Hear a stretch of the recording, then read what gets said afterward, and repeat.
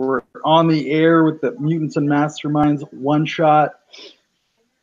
And we're going to go jump right to our heroes, the Q Force. We'll go around the table. Everyone can explain what their characters are doing in their civilian guise, what they look like before disaster strikes. And then when we come back to me, disaster will strike. We want to start with you, Alejandro? Sure. Okay, so what time is it? To whatever time you want. Just describe your character going about their normal routine, whatever they're up to. Okay, so let's say it's about what's the word? 1 p.m. and you see a classroom, a college classroom, and there's a teacher handing exams to everyone, and when he hands the exam to Dana Dash, blonde woman, blue eyes. And he immediately gives a reprobatory, like a scoldy look, and he says, "And no going to the bathroom and never going out. This test is important. If you fail this, you fail this." Okay. Don't worry. Yes, I really studied for this very much. I'm gonna ace it. You're gonna see. All right. So Haley Helm is writing a test in her college class. Yeah, Haley Helm. All right. What is Rave doing? It's approximately 1 p.m. in that Eastern time zone. Is that the time zone Haley is in, Alejandro? Okay, so what is Rave doing? Okay, Rave is in the back of that same classroom. The teacher is finally getting back to him, handing him the test. And he says, "I know you're the weird one in the class. No, you cannot keep drumming with your pencils or tapping your foot in rhythm. You need to sit, do the test. No more shenanigans." All right, so not only do we have two superhumans in the same class, but the teacher is vicious. Got this vicious person here, just scolding everyone. What about Nick? What is Jenny Sanders getting up to? It's about 1 p.m. Is she in the same city as well? She is in the same city, though in a far different area. In a rougher part of town, economically depressed and emotionally depressed, no doubt as well. She is at the moment doing her due diligence, or so she would tell you, as an assistant at the pharmacy of a local CVS. Unglorious work, sifting and sorting through the bottles and getting, of course, Mr. Sanderson's arthritis pills and the antacids and all the other things that the common folk need to treat their day-to-day ailments, and all the while just waiting for that shift to be over, waiting, perhaps even somehow feeling through the dramatic connections of the plot, the anti-fun policy of this classroom across the township, just antily and very quickly going about her business, just letting. This isn't who she really is. Who she really is the person she becomes when the shift is over and the sun goes down. That sounds like my job. That's right. So what about Velos? Do we want to describe Velos in his daily routine, or do we want him to only appear when he's called for into action? What do you think, Sam? Well, basically, Velox is always running So he might be somewhere in the country, running around and trying to help people if he comes across them. But he shall appear when needed. All right. So does he appear like as a blur, or is he completely invisible as he's running? He's kind of a quick-moving shadow. Shadow that you sometimes see on the corner of your eye. Well, he's that shadow. All right. And when he appears, well, he just stops and there he is.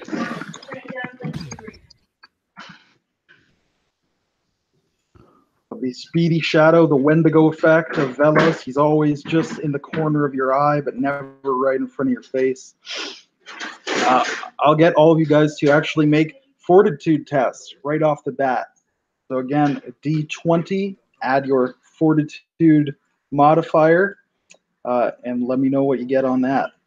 Now, Alejandro, do you have any kind of modifier against magical effects? Any kind of magic shield or mystic barrier?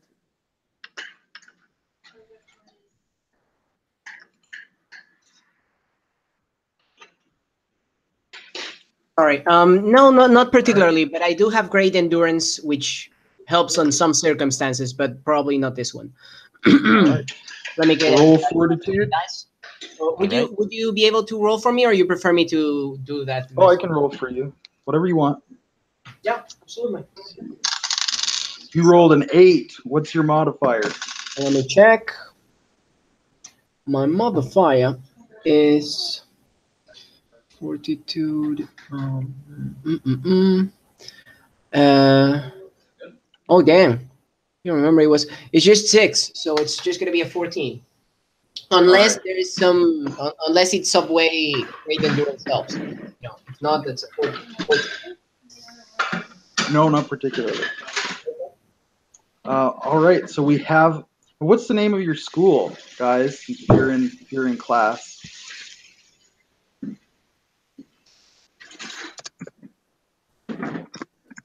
Insert whatever name you want for the town. Public University. Public University. This is clearly a socialist country that you're living in. Angel Globes. Public University. But Angel what? Globes. Angel Globes. Yeah. That sounds like a euphemism for something. Yeah, for something. That's... Really? Oh my god! How about just the Angel Globe? How about that? There you go. Or what is that in Spanish, Alejandro? What? Angel, just angel, and globe is a gauntlet or something that you wear in your hand, or could also be a globe as in world kind of global thing. I guess. Let's give this school a Spanish name. So, how would you say that in Spanish? Oh, okay. I don't like how it sounds in Spanish, honestly. Could just be called Casa Grande. That's like saying the big house. Yeah. The big house. No wonder you're so mean. You're being educated in the big house. Well, I know. I went to Casa Grande is actually the name of my college. So. All right. Don't worry about it. So you're sitting there. You're writing your test. Which subject is this? Is this chemistry? Given that we are both kind of people that care about their image, it could be something related to, given it's also a college, something related to PR or advertising. Let's say it's media studies then. Yeah. So you're in media studies. You're writing this test with an essay component. All about how role models in the media can shape public perception and opinion. And you're cramming, you're thinking, you're working at this test. It's poorly worded because this is a public university. They're underfunded. The teacher's cranky. She's not very good at her job. So just the wording of the question makes writing the test difficult. But as you're bending your intellects to this pursuit, you notice that the teacher is she's sitting at the front of the classroom, glaring at everyone, trying to make sure that they're not tapping their pencils, rave. trying to make sure that they're not glancing at other people's tests. Nobody has notes written on their hand. But you can see that she's starting to look quite ill. She's gone pale. She's sweating. She's clammy. You know, maybe you think, you know, she deserves it. She well and truly deserved. You hope she has a tummy ache. But it starts she worked so hard. I'm gonna use my mental communication to see what she is thinking. All right. Let's see. You have mental communication. Is I've that only rank, got 2 in rank this. 2? In rank 2 in the power. Okay. I just want to look it up just for my own reference. I'm sure it's probably works automatically, but I just want to look it up for my own I remember it's reference. really expensive, but yeah, I don't remember the actual mechanics.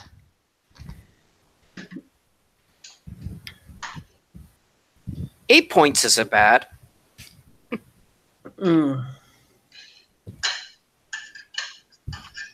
Depends on what you compare it with.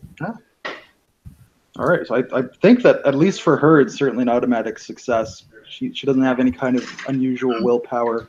In fact, she might have a willpower penalty. But yeah, it's reading her mind, reaching out with your senses. I'm just trying for a surface thought of what is really bothering her. She's feeling really sick.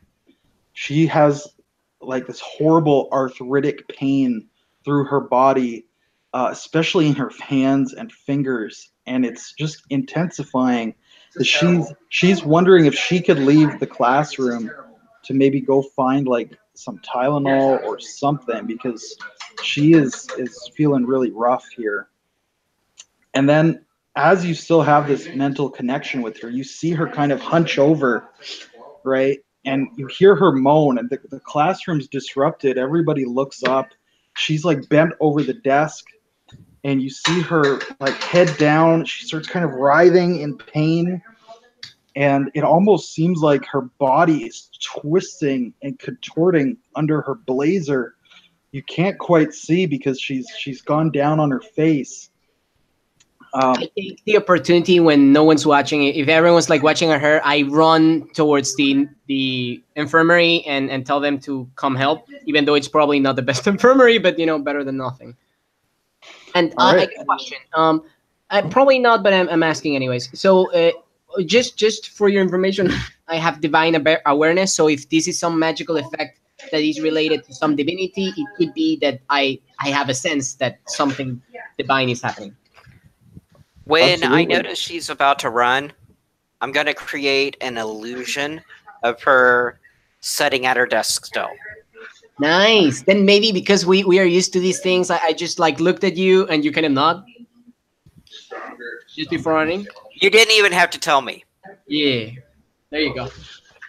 No, and then All right, so for a split second, Haley seems to start to get up, and then the door maybe opens as if a strong breeze went by, but Haley seems to be seated. And this is you, of course, rushing at super speed through to the infirmary. That's all correct, Alejandro? Yes, I do try to be, wary of no one seeing the floor. No, actually, right. no, I don't give a frack. No, yeah, go as fast as possible. You know, if they catch it, it's okay. I'm just sitting in the classroom, so. Yeah. All right, so we'll stick with Rave, though. As Haley has run out of the room, Rave, you see the teacher contorting, and she falls behind her desk, and you could hear this horrible bone-crunching sound and the ripping of clothes, and she screams, and everyone in the class stands up, and their eyes are wide with terror. They don't know what to do.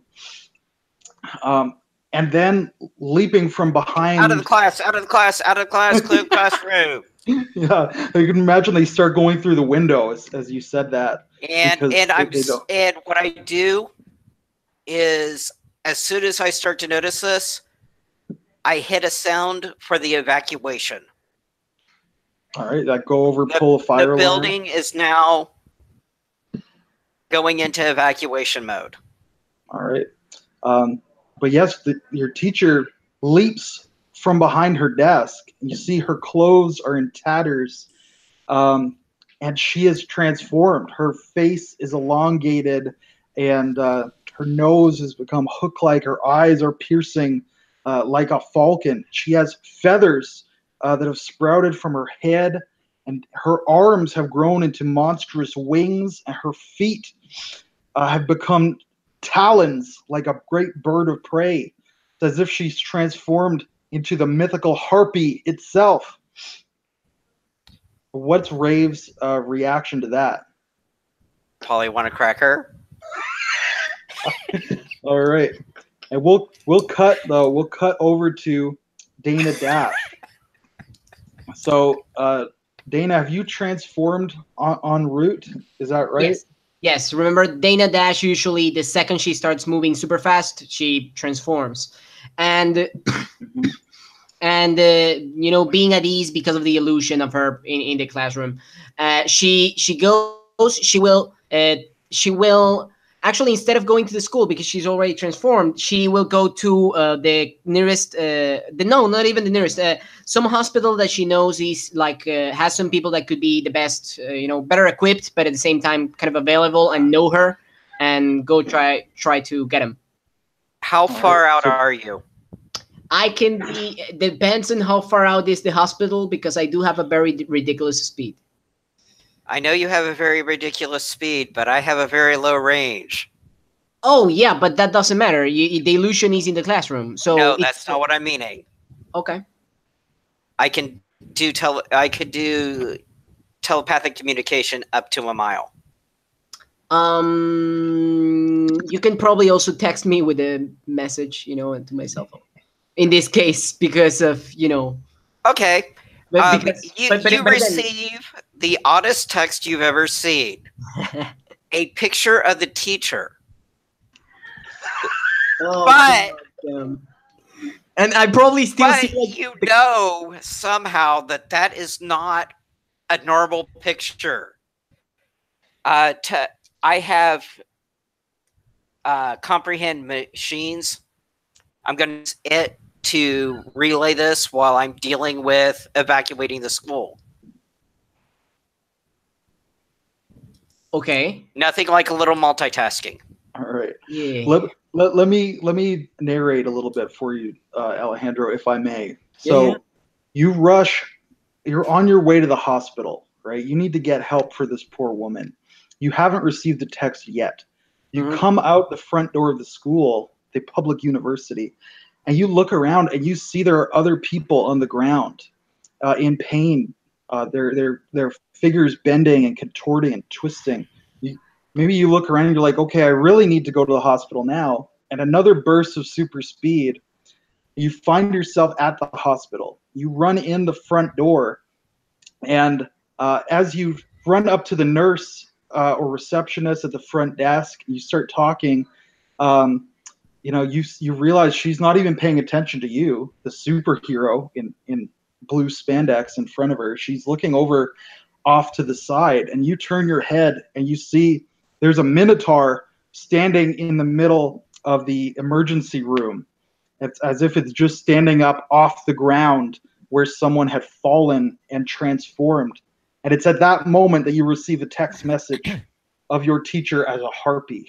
Ooh. And she still has like the clothing of the teacher and all, but with the harpy thing, right? Yeah, it's all torn and shredded.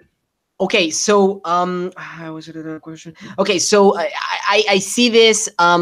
Do my divine awareness sense at any moment give me a sense that maybe some kind of divinity, Greek or whichever idea is at work or not? How exactly does your sense work?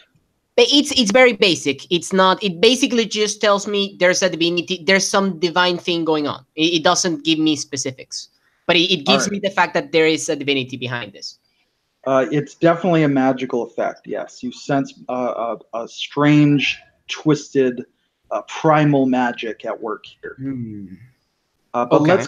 let's cut over to Sam, as we've left him. He's in his pharmacy there. Let me actually just pull you up, Sam, real quick. Or no, not. No.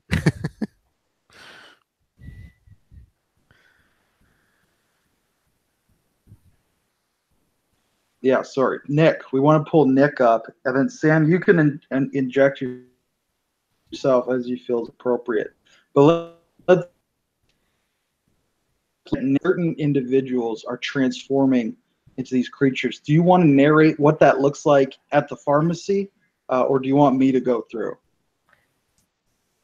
I'll go through. So of course, it's 1:30, and obviously, Pam is here. She's always here. She always thinks there's something wrong with her. She lives alone. Nice lady, but irritating as all get. Goes up again. I'm dreading it. I got a look of utter horror on my face. I'm hiding at the back. But then I hear a crash from the other side of the store, and then a shriek and a crash from a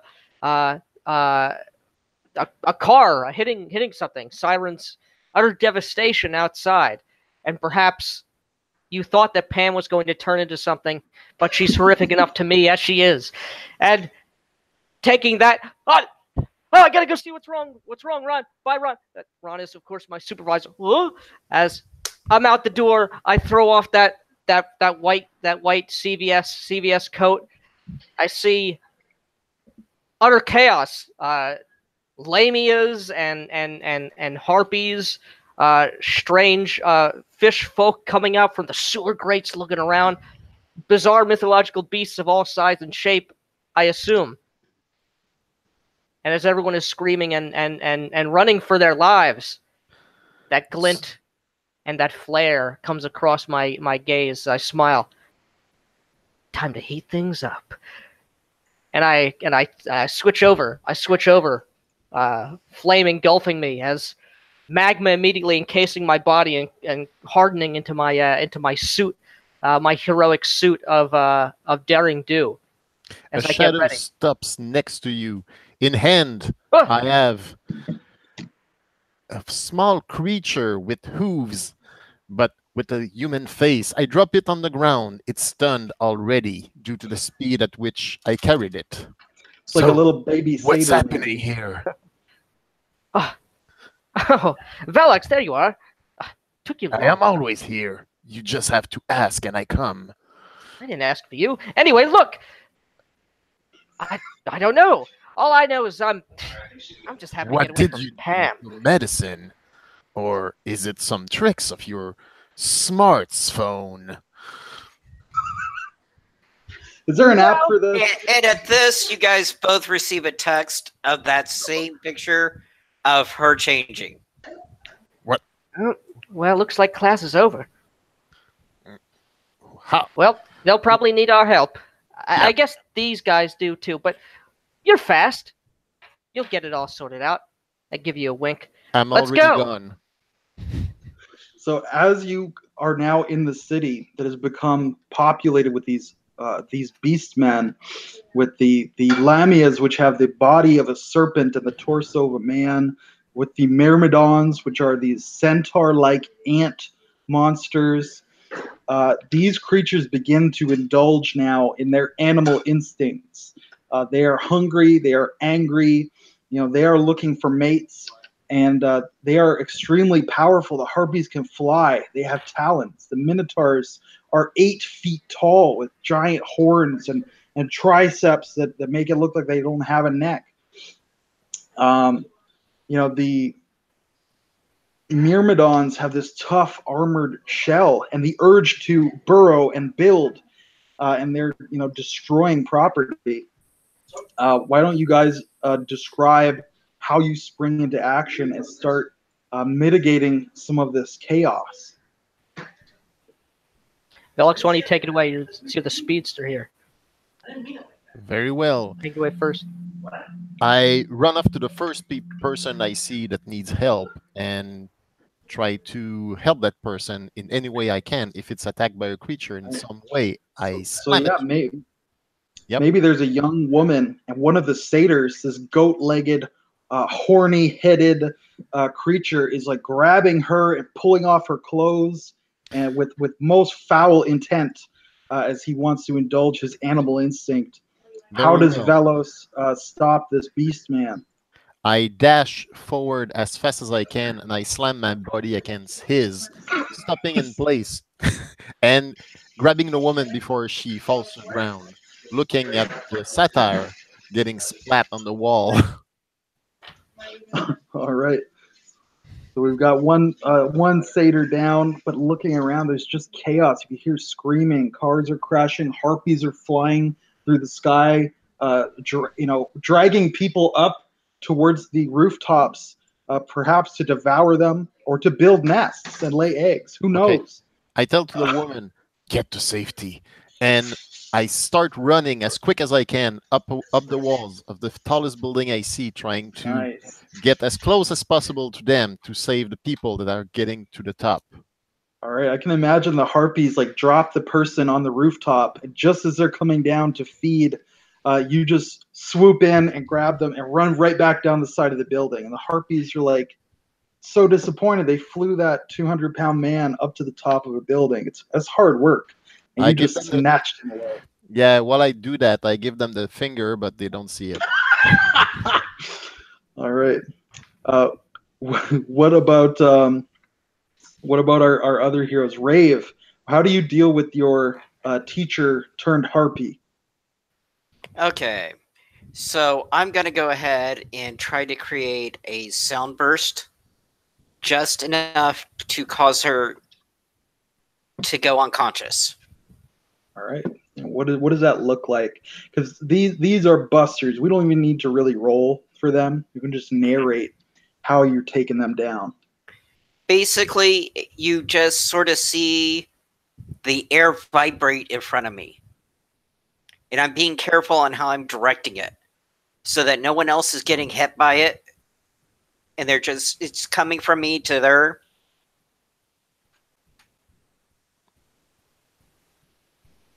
Nothing very dramatic, nothing very flashy. I just don't want to arouse suspicion. All right. So Because that I'm not harpy, sure how empty the room has gotten. I'd imagine everybody cleared out as soon as the harpy showed up. Like they are scared, right? So imagine Right. it's just you and the harpy at that point. Well, and also she may be an old crone, but I don't want to actually see her get turned into a harpy. Yeah. Well, it's too late for that. Or at least hurt because of it. Yeah. That's fair. All right. And so once after she's down, this, I get her restrained into her chair and sort of take off to do the hero thing. Yeah. Yeah, describe some other disasters there. As you're coming out, the whole city's in chaos. Inside the school, people have transformed just as well as outside. How is Rave moving around and trying to stop this or mitigate this? Actually, what he's doing is creating more illusions of people. If they notices someone is about to be attacked, now there are 3 of them, slightly behind the one that they were getting. Nice. Or I can imagine like some of those horny satyrs, and they're maybe looking around, they're prowling, they're on the prowl, and they see this beautiful sorority girl, and she screams and runs, and all the satyrs are like, oh yeah, beautiful sorority girl, and they chase her. And just as she seems to be cornered, and they all go to pounce, and then they pounce, and she just vanishes. It was an illusion, and they slam their heads into the wall and just knock themselves out.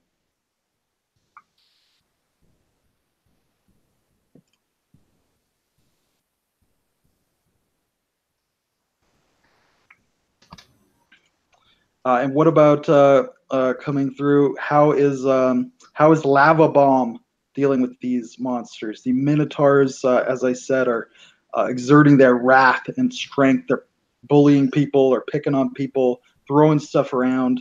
They do not like other people in their territory. Absolutely. You said there's all sorts of mythical creatures here, right? Yes, it's basically humans that have been transformed. So Okay. what we're dealing with are the satyrs and minotaurs. There are centaurs running around through the streets as Okay. well.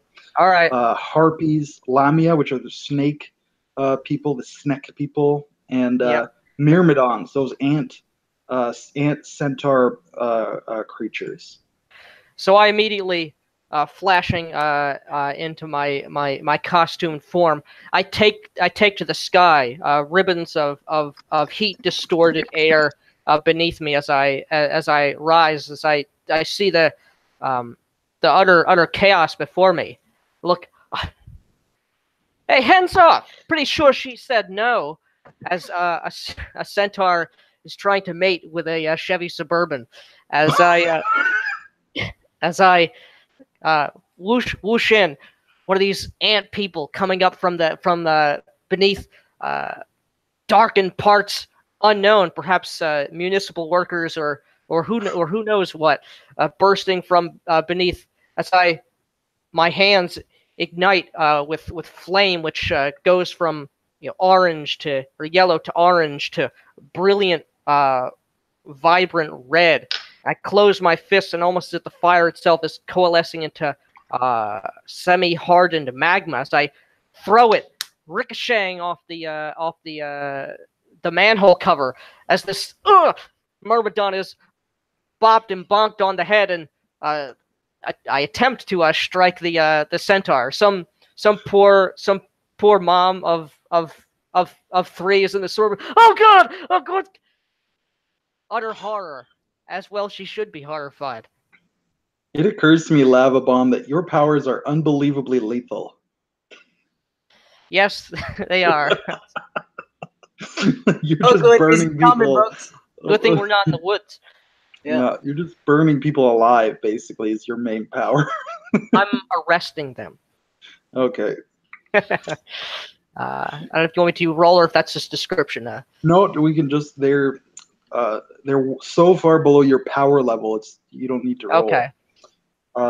Dana Dash, how do you want to describe a few scenes of Dana putting down these horny beastmen, these animalistic creatures? Absolutely. And I do have a question though. Like, let's say as an example, of 10 people in the street, 2 of them become mythology creatures, or 1 or 9. I have no idea. So what is the scale? It's about 10% of the population at this point is transforming. Okay. Okay, so when she starts noticing this, like the first thing that she does, she looks at the Minotaur, and in a second you start seeing that like the Minotaur is completely entrapped with a lot of bandages. Like usually that would be a hulking beast that would completely destroy the bandages, but it's just so much that he pretty much, like, if someone wants to go there and kind of like push him a little bit, it kind of like rolls in the floor. Just wrap him up like a mummy. Yeah, and I literally start wrapping up, like a lot of them, and rolling them up to a single place. You see several satyrs that are assaulting, a couple, both a man and a woman. That doesn't matter, like just grabbing them, and in a second, everyone's like entrapped. And I get some hose, I get some. What's the name? Like any kind of tangly thing that you can find, not only the bandages in the hospital, but anything that I can find. And I start getting a lot of people, pretty much like a lot of mythological beasts trapped. And I'm catching some people that are falling from the harpies. I'm letting, of course, my other team members handle the harpies mostly, as I am mostly earthbound. And yeah, that's what you're seeing. And there comes a point where she starts saying, "Everyone, look at me. Stop what you're doing. You've been granted powers. You need to roll that beast away from your mind because you can do good." And I'm gonna try to actually Awesome. use my charisma and make some people go like, wait, I'm not a monster. Yeah. So let's make a charisma test to speak to the human in these animals. Sure. So what's your modifier? Plus 15. I got 14 on the dice. That's well into the super heroic range. Yeah. So you can actually talk down some of these beasts and have them realize their humanity and start behaving themselves and resisting these hormones that are just flooding their system. Yeah, and you know, I start telling them like, if you are human, like, you know, I make a, like, if you're a human, just show the sign of peace, and I kind of like make the sign of peace with my hand, you know, like everyone that can feel the human in them starts making the sign of peace and stopping the horrible things they're doing. That's awesome. I can imagine, like, maybe there's this minotaur, and he's picked up a whole hospital bed with a guy still in it, and then and you like tell him, like, you know, you have powers now, you have to use them responsibly, and he nods, and he like sits the guy in his bed down and pats him on the head, and then he kind of thinks for a moment, and he looks at you, and he looks at himself, and the minotaur it asks you, like, what happened? How did this happen to me? You know, and his big cow eyes are filling with tears, like he's become a mutant. You know, he doesn't want to live this way. We're going to find out, okay? This just started, but we're going to find out, and we're going to save everyone. We're going to save everyone. This was the first step. This is what we can do together. You and I, all of us, you know, and then she starts like, yeah. All right. With that, I think everyone should make a second fortitude save to see if you turn into the Beastman. Oh, no. You evil person. Feel free to help me with that. We're oh yeah, I'll roll for you. So we're looking for, I'll just let you know, if you feel great, you're very human. Ooh. So this time we're looking for DC 15. Last time it was 10. So it's getting harder to resist the transformation. So did you fail that one, John? With that natural, by the way, maybe the next roll I don't have to do it, but yeah. After that. What's that, John? You got me. You failed, and you too, Sam? Yeah. It's great. So I will let you guys pick whichever of those animal men. Perhaps I'd love to see the speedster turn into a centaur. I think that'd be hilarious. And the raver could turn into a siren, a male siren. But I'll leave it up to you guys. A merman. He turns into a harpy. Oh, I think a male harpy is just called a hawkman, right? It was like Flash Gordon's sidekick. Well, Right. harpies are sort of in some mythologies similar to a siren. So I figured it would be kind of appropriate. Perfect. So I'll let you guys narrate what that looks like as you transform. And I'll recommend to you, like you still have full control of your characters, but I'll recommend to you, you have all these animal urges now, this flood of testosterone going through you. So if you could add that into your role playing, I think that'd be a big win, but I'll leave that in your camp. Go ahead and describe, what does that look like as you two transform? Okay, want to go first? I can do it. Go ahead. Okay, so I was dashing to the street as suddenly I feel my feet are just not as usual. I start getting bigger a little bit, and I slam right into a Chevy, which flips as my helmet starts to break. Two horns get out. I get bigger and bigger. My costume starts to shred to pieces. I feel the urges to slam things with my head. So I start dashing forward at maximum speed, which is, by the way, really fast. So I basically trash pretty much every single car in the street. When I suddenly try to stop myself saying, no, I'm not like this. And I can see I have a small cow tail behind me. My feet are now hooves. No, Minotaur, why? Oh. I see another Minotaur trying to give some trouble to a young woman in a car. So I dash forward and slam head first right into him, like a real bull would do. That felt good. and I turn to my friend who's now a lava lamp, and I move toward him. Please help!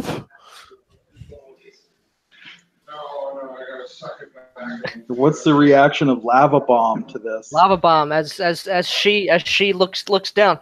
Oh God! Seeing you transform, help me! I help in the only way I know how. You euthanize him with your lava? I murder him. No, seeing as you are a super fast bull with horns, a veritable bullet of devastation upon not only yourself but all properties and human lives around here. Well, I guess I'll clear path. As I scorch. I have an urge to do it myself. Okay, whatever floats your boat, man. But I see there's a horde of people, so a crowd of folks have gathered who've gotten away, but they're right in the path of devastation. I focus forth my flame powers. I inundate the ground around them, surely You freaking burn them out. all of their feet with lava. Well, I create a small wall of hardened magma, which I would still advise them not to touch. Is probably still very uncomfortable to be around. But hey, what can you do? There's ant people around here, man. All right, so we've got Lava Bomb trying to contain Velos and his bestial urges. So what's going on with Rave? What does that transformation look like? Okay. Rave is sort of levitating, doing these illusions off to the side, and there's a light glow around him, so it's kind of hard to see his actual features. That's the reason why he never really bothers with a costume.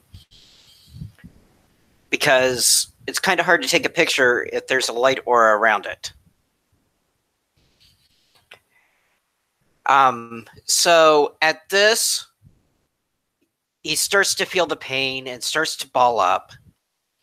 Oddly enough, this kind of starts to look like sort of an egg shape. And all of a sudden, you see the arms go wide, sort of in the feet together, prop back pose. And as I do this, the wings emerge, and you see somehow, rather than being a mixed muddy brown, it is black fur feathers. I was hoping for like a rainbow or a peacock kind of gimmick. And with this, you start to hear him sing. And what he is going to do is he is going to pull on his own powers and his own nature as an entertainer and a character with some major persuasion abilities.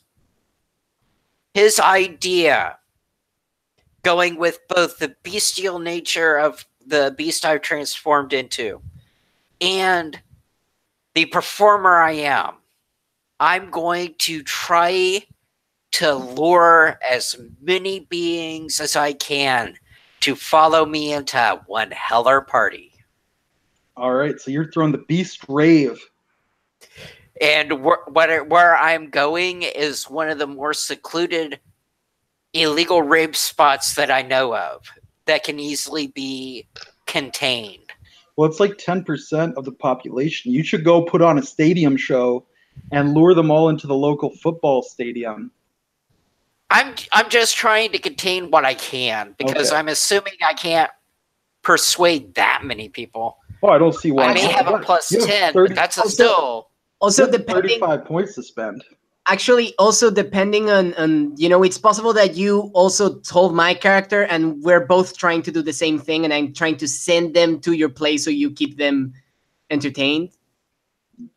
And an actual stadium could remind them a bit more of their human nature in comparison to us. Or we could get it more monstrous, because that would also look very much like a Coliseum. There is that. So, well, I know. All of these are fantasy creatures. Yeah. Yeah. I'm just imagining Rave flying down the middle of the street, singing, and this stampede of beastmen following him down the middle of the street. Basically, you hear the hybrid of a traditional song of lore of that time period switched to a light metal theme. Nice. I'm picturing you like playing Welcome to the Jungle. Yes. And they're just stampeding through the streets, you know. And, like- and the light and the sound can be seen for miles. Oh yeah. All right, so we're getting a lot of them contained here into the stadium. 2 of our daring heroes have transformed. What's your guys' next action? Now, you haven't really come together as a team yet. You've put out a lot of small fires, but the percentage of people transformed is going up. You know, it was 10%. Now it's getting closer to like 20%, a very large proportion of the population. It's still going on. What do you guys do next? Do you form the team up, or what do you do? Yeah, I go through the comms. Guys, we have to do something, and we have to find a cure to this. Although, no urges. We have to find the source. Fighting Honestly, I don't know how much longer I can listen to that. Oh, God. Fighting the urges is going to get harder and harder. We need to do something. I'm right now completely surrounded by people that want a cure, and it's going to be very difficult to find out socially how the cure is. What are you doing? She Come asked. on, Dana, aren't you the second cousin once removed of God or something? At least that's what you said you were. Well, technically, I'm the great, and she like super fast great granddaughter. But yes, the pro is just a mess, and everyone's just okay. So let's just take them all in some place that they won't do any damage. Okay. I don't think there's any place. Maybe that we should take them to the local Greek place, get some souvlaki. I'm sure they'd like that. Okay, stop that consent. I told you. No, you can do it. Yes, love wins. Yeah, because there's consent. Sorry. Yeah, well. What? But it's just satyrs, Is okay? someone making love to a satyr? No, it's just over there. satyrs making love to each other. It's okay if it's okay if it's consensual. We have to find the source and quick before it turns permanent. Well, Dana, you should know. Is this some weird god or spirit or whatever it is? It's definitely magical, and I should know. Investigation is not precisely my forte. If someone can help me with these people right now, I could try to go super fast around the city and see what triggers me. Take your side, I'll take mine. I'll go north. And I simply dash forward like a mad bull. I'll cover the northern hemisphere. You cover the southern hemisphere. Pretty much. We'll meet back in 3 minutes. So what are you guys looking for, and what kind of area are you covering? The 2 speedsters. Dana would try to see if there's some place there seems to have a greater magical concentration than others. But in complete honesty, the group knows that she's not great with investigation. So okay, I have a simple question. I was outside the city when this started. Was it happening outside as well, or just in the city? Yes, so pretty much everywhere. Yes, what I've seen. It seems to be a worldwide transformation. No. Oh, by all the gods. Okay. Using my perception, I try to see if there's not something in the sky that seems off. All right. So I'll get you 2 to both make perception tests. but let's add your speed in there somehow. How would that work mechanically? I look everywhere really fast. Just Yeah. make it a speed check. Okay, Mechanic. just make it a speed test. So both of you, I'll roll for you, Alejandro. Rolled a natural 20. Got That's it. an automatic success in my book. What about you, Sam? What did you get there? I got 28. 8. All right, that's also well into the super heroic tier. Oh, son of a bitch. And by the way, I got like a 40 with a 20 because my super speed is like 20. The cow. While you guys are doing that, before I reveal the results, let me ask Lava Bomb and Rave, what are you guys doing? Are you helping with the investigation at all, or are you still working on crowd control, or what are you two doing while they're searching? Well, the both of them speed off, almost as if they just utterly vanished. I cannot keep track or keep up with them, so I just try and maintain damage control here. Try to help people. More trying to contain the devastation around here as Well, best as I can. I'm taking a few of the, I guess you could call them self-aware of the transformed, and basically telling them to be like a guard duty around the stage, the stadium. I thought No you'd just be permanent putting on a maiming, concert. but contain them. And with that, I go up to one of the computer terminals, and basically I'm using my ability to communicate with technology to quickly trying to assess how wide this got. All right. And you said it's worldwide, but have the speedsters been quick enough to actually confirm that? Yes, Let they me have. think. Hell maybe, yes. but maybe not as fast as you, because the computer network is perhaps faster than the super speedster.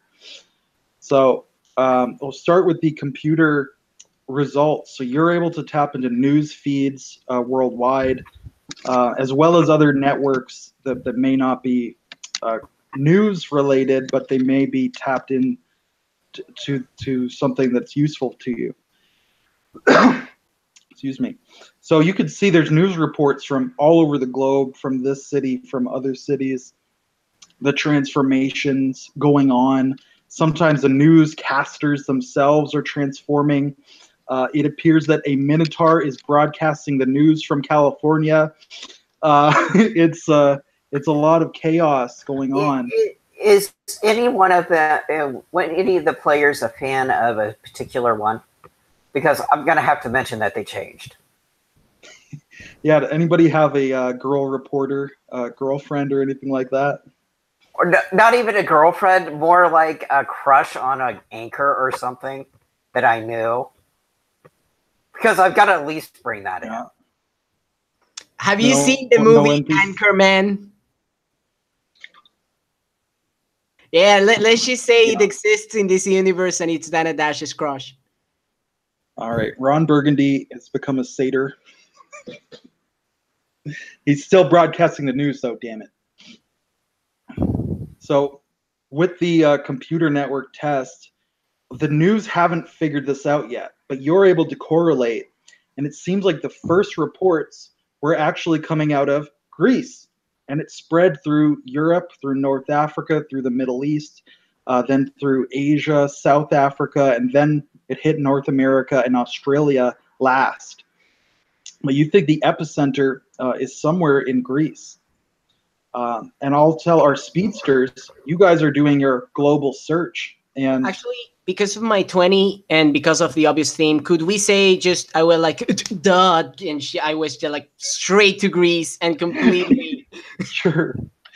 And both of our speedsters would probably notice the closer you get to Greece, the higher concentration of beastmen.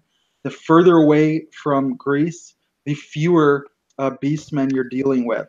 Wow. So it's definitely a magical effect, an aura emanating from Greece. Now, you specifically said, Velos, that you're looking for something in the sky.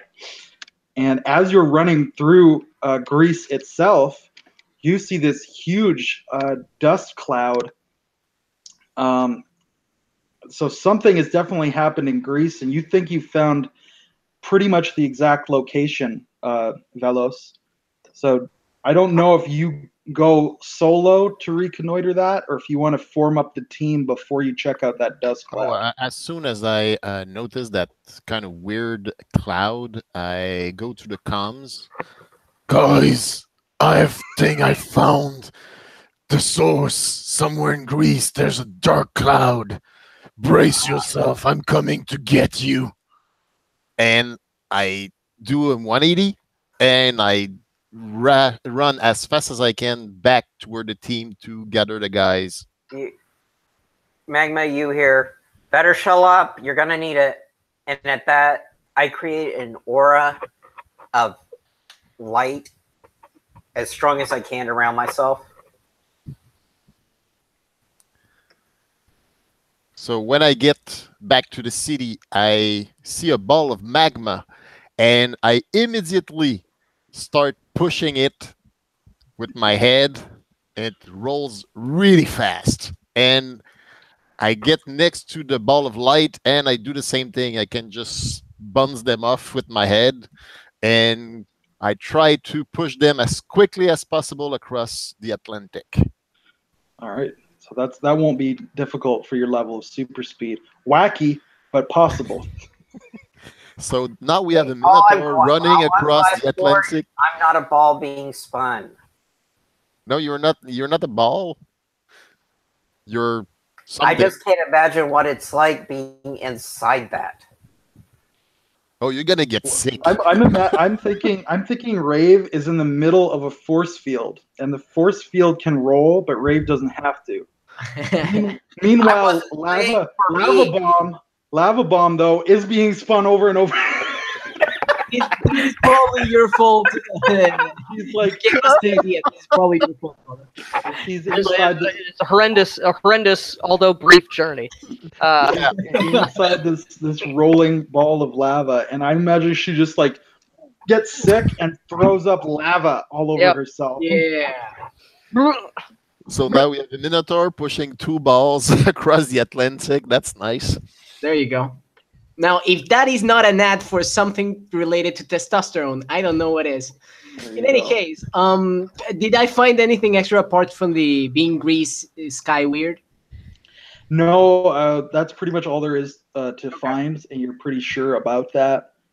Same thing. If you want to investigate that cloud and everything solo, but you might want to get the team together first. What she's probably gonna do is, while Velox is getting the team, she's just gonna try to put out as much mayhem as she can in Greece.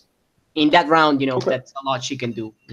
Again, Greece is they're like 50% beastmen at this point. It's breaking down in Greece. It's chaos over there right now. So yeah, you're able to do as much as anybody can do, but it's a real mess. Yeah.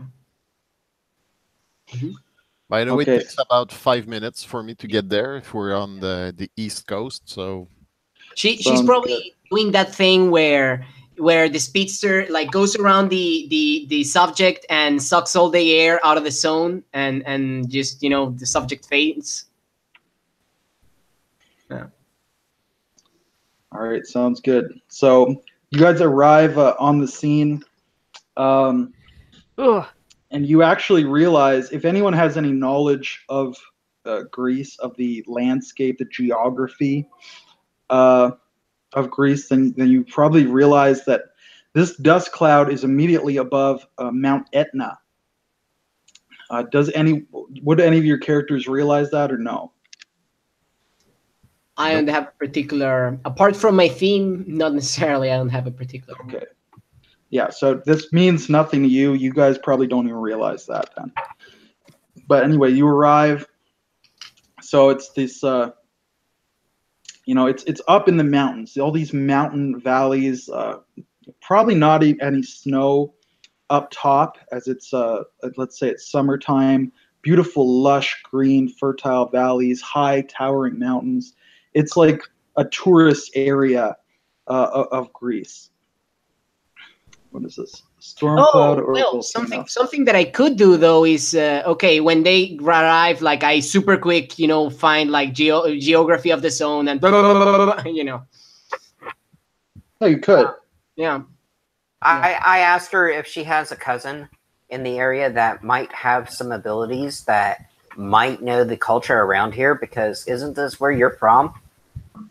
I don't know anyone. Technically, we're all from Africa. I would like some less stereotypes coming on around here. So, but thanks. Well, you said that you're descended from a Greek god, right? Yes, but like I'm the great granddaughter.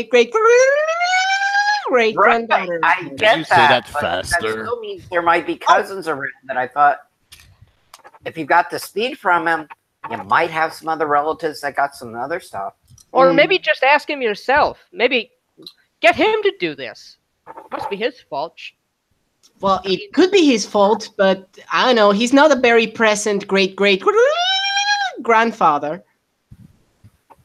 Well, it looks pretty present to me.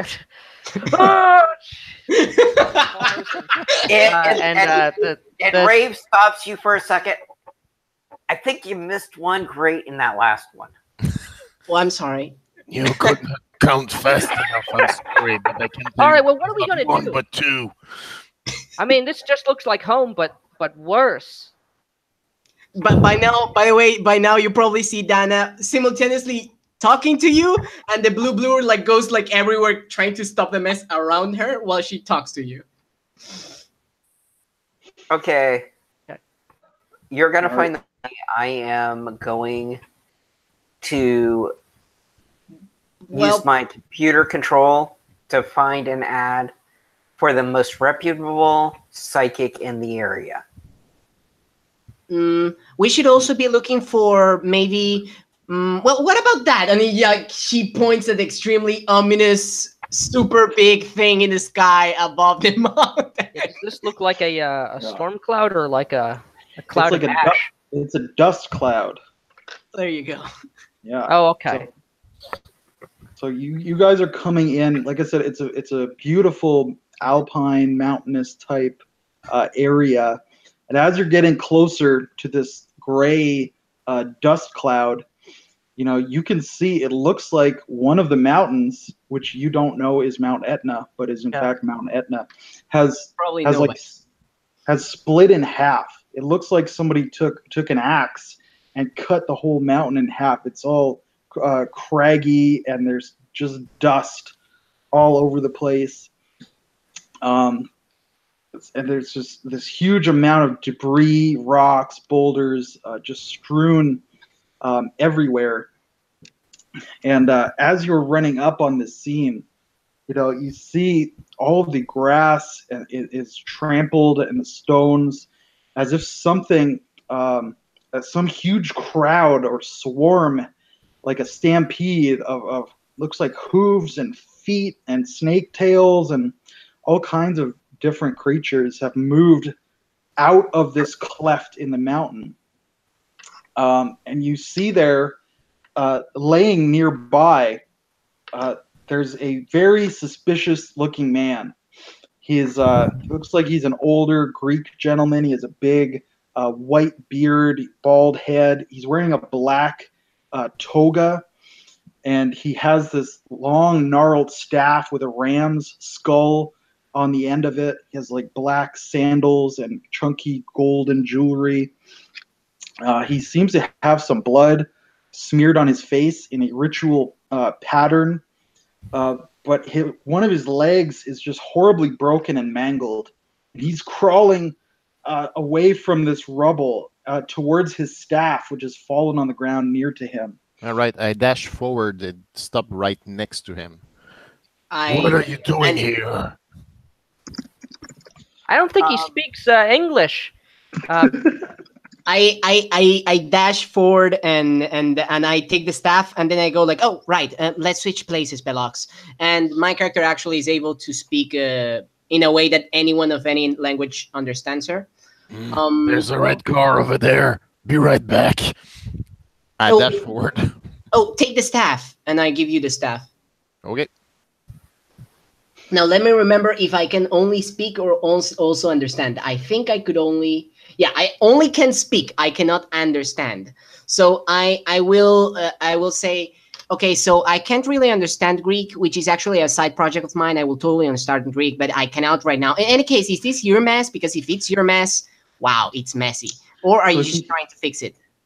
He's like crawling towards the staff as you run up on him, and he looks up at you, and he's like, his eyes go wide and with shock and fear, and then he starts like talking and says, "Oh, child, help me! I am but an old man. I have fallen and dropped my walking stick." And he's crawling towards the staff. Oh, the staff is not there. It's gone with me. Oh, you By the way, and then you come in and snatch at me. Yeah. Did I feel the magical or divine energy when I took the staff? I took the staff and gave it 2 blocks. Yeah, the staff is definitely magical. Yes. Okay, so I say, "Wow, that is one bad lie, and you have no idea how bad." So try again. While he's doing this, I am tapping his surface thoughts, so I will know that if he's trying to lie or not. But he's definitely lying about dropping his walking stick. That's for sure. Now, what kind of do you get his like memories and such?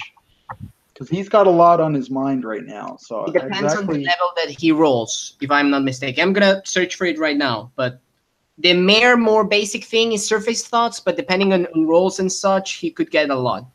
All I have is telepathic communication. I do not have mind probe. Oh, okay. But you could try an extra effort to try to search for him more thoroughly. Right now, I want him to lie himself into telling us exactly what's going on. Oh, okay. There's a different method here. Yeah. Sure. Why force your way in when just saying the wrong thing tells you more information anyway? Yeah. The mask you choose does not necessarily hide you. So Dana, you've asked him. Did you want to try again with that explanation? Yeah, with that absolutely horrible lie. And then I'm gonna ask him his name. What's your name, sir? He looks like he's trying to think of an alias really quick. Hello, Hades. God help me, my leg is mangled. His leg really is mangled, though. It looks extremely painful. Okay, so are you? Was this intentional, or was it a very distant uncle? It's a family reunion. Yeah. Dana narrows her eyes, clearly angry at the suggestion, and then looks back at him and he says, "Okay, so was this an accident or was it on purpose?" So he's got like ritual, like some kind of sign painted on his face in blood. He's wearing a black toga. He's got all his chunky old jewelry on, a big wizard staff. It's like, oh yes, a horrible accident. Bullshit or not. Oh my god! All right, you guys come to Weird Grandpa. I'm gonna go fix that mountain. Oh, that sounds like a good idea. I was reading some pamphlets. Apparently, it's a big important tourist attraction. So it's really tough of you. Yeah, don't put that. They don't put that on the postcard. How large is this cleft in the mountain? Out of curiosity. Like the whole mountain is like split in half, so you can repair it because you have so much. You're so powerful. You can certainly repair it if you want to. And there's like creatures pouring out of it, or no? There's like footprints, hoof prints, claw prints. It looks like some mass came out of the inside. I'm gonna fly in there and bathed in flame, shedding out fiery red illumination around this place. Just having a quick look. around if there's anything of note. All right, so you're flying down and down into the bowels of the earth. It's all black around you. You can just see that sliver of sky where the mountain is split in half. It's this huge, massive tunnel. It's like 100 feet across. And then eventually you come through into a chamber, a cavern, and it's enormous. It's like miles across and like maybe like half a mile deep. It's like it's like this it's like a Lost World style cavern, but it is like a barren cave. There's as you come closer to the bottom, you can see that almost the whole bottom of the cave is writhing with these giant serpents and snakes, and they're glaring up at you angrily and hissing. Gross. It's an ocean of snakes. And as the light hits them, they start to slither away, and you make like a bare spot on the stone. So it's this enormous cavern. Thing summon St. Patrick? Your pad to your phone that we use to communicate while you're running to this is playing Highway to Hell. Yeah. I won't deny it's pretty appropriate. But meanwhile, the man in the black toga, a terrible accident. Yes, I was a witness. And does my psychic bullshit meter find anything? Oh, he's lying. You don't even. I mean, he's obviously he's lying. obviously lying. He's very bad at it. And you hear, for a god, you don't shield very well, do you? He looks or up are at you just you. not used to anyone trying? Does he actually feel like a god? Because I don't think so. As Rave says that, he looks like surprised, and he's like, "Yes, I am a god. Fear me!" Right? And he's like, but he's still laying there with his leg busted. And he's You like, are the help god me of to bad my life. feet. And you're the god of bad life, and that was a miracle. Throwing different stuff at him to see how he reacts. Yeah. No, he's now claiming to be a god, and he's demanding that you help him fix his busted leg. Okay, then why don't you fix your own leg? Well, I am not the god of healing. I am the god of. Then he kind of stumbles over his words. Look, we are here because we want power, but we want to make sure that you give us the power, and it's not just you, okay? So if you don't actually tell us the truth, my friend here would just snap your staff. So start telling the truth, or we snap your staff. Not my staff, no. Oh my god. He's very upset at this idea of breaking his magical staff. By the way, he is realizing that I'm transformed, right? Oh yeah, no, he actually didn't react. Like, he thinks it's very normal for a harpy to just be flying around with the tank top and skinny jeans. Yeah. I'm pretty sure those ripped apart, but that's another issue entirely, and I'm not even thinking about that right now. That is a problem with skinny jeans. Yeah. So it is suspicious to you, perhaps, that he didn't react as if you were unusual, despite the fact that you are transformed. Okay, so If you promise to give me back my staff, I will tell you everything. no, you tell us everything right now, or we snap the staff. We're the ones with the cards here, and you're the one who's limp, and maybe the god of lies, very bad lies. So yeah. Imagine how many splinters I can do at the speed I go. I'm not even sure you would have a staff anymore, or any resemblance of a staff. And he's like hesitating, like he really doesn't want his staff broken, but he also doesn't want to help you. Make like an intimidate or persuasion test against him.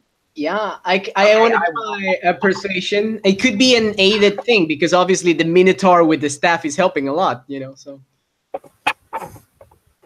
Sure. Okay. Do you want me to roll for you, Alejandro? Yes, please. And if the others can assist with the roll because they're all. Woohoo! Not 20. All right. So he become very compliant suddenly. Between the charisma and the intimidation, and Rave just picking at him and pestering him, he's like, I admit it then. Just, I have done wrong. I see that now. I have betrayed my kind and my kin. And for what? And he looks at his leg. The Titan has abandoned me. He broke my leg. Can you reverse this? I am Pericles. I am the high priest of Typhon, the beast within. I freed my master from Mount Etna. I knew it wasn't Hermes. Sorry. Yeah. Typhon has a perfectly decent connection to snakes that has nothing to do with Hermes. I'm sorry, I interrupted you. That was very mean. He looks very annoyed that you interrupted him. He's monologuing.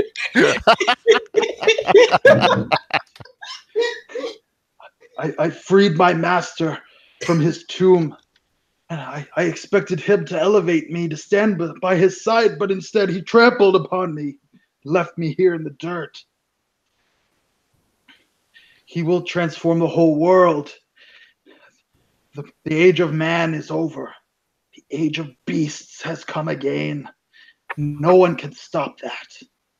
Yeah, we all know that Greek gods are jerks, but can you undo this? And he looks at you like you're an idiot. And he says, "It is the work of Typhon, of a Titan. No man can undo this." Okay, Do I look like a man right now?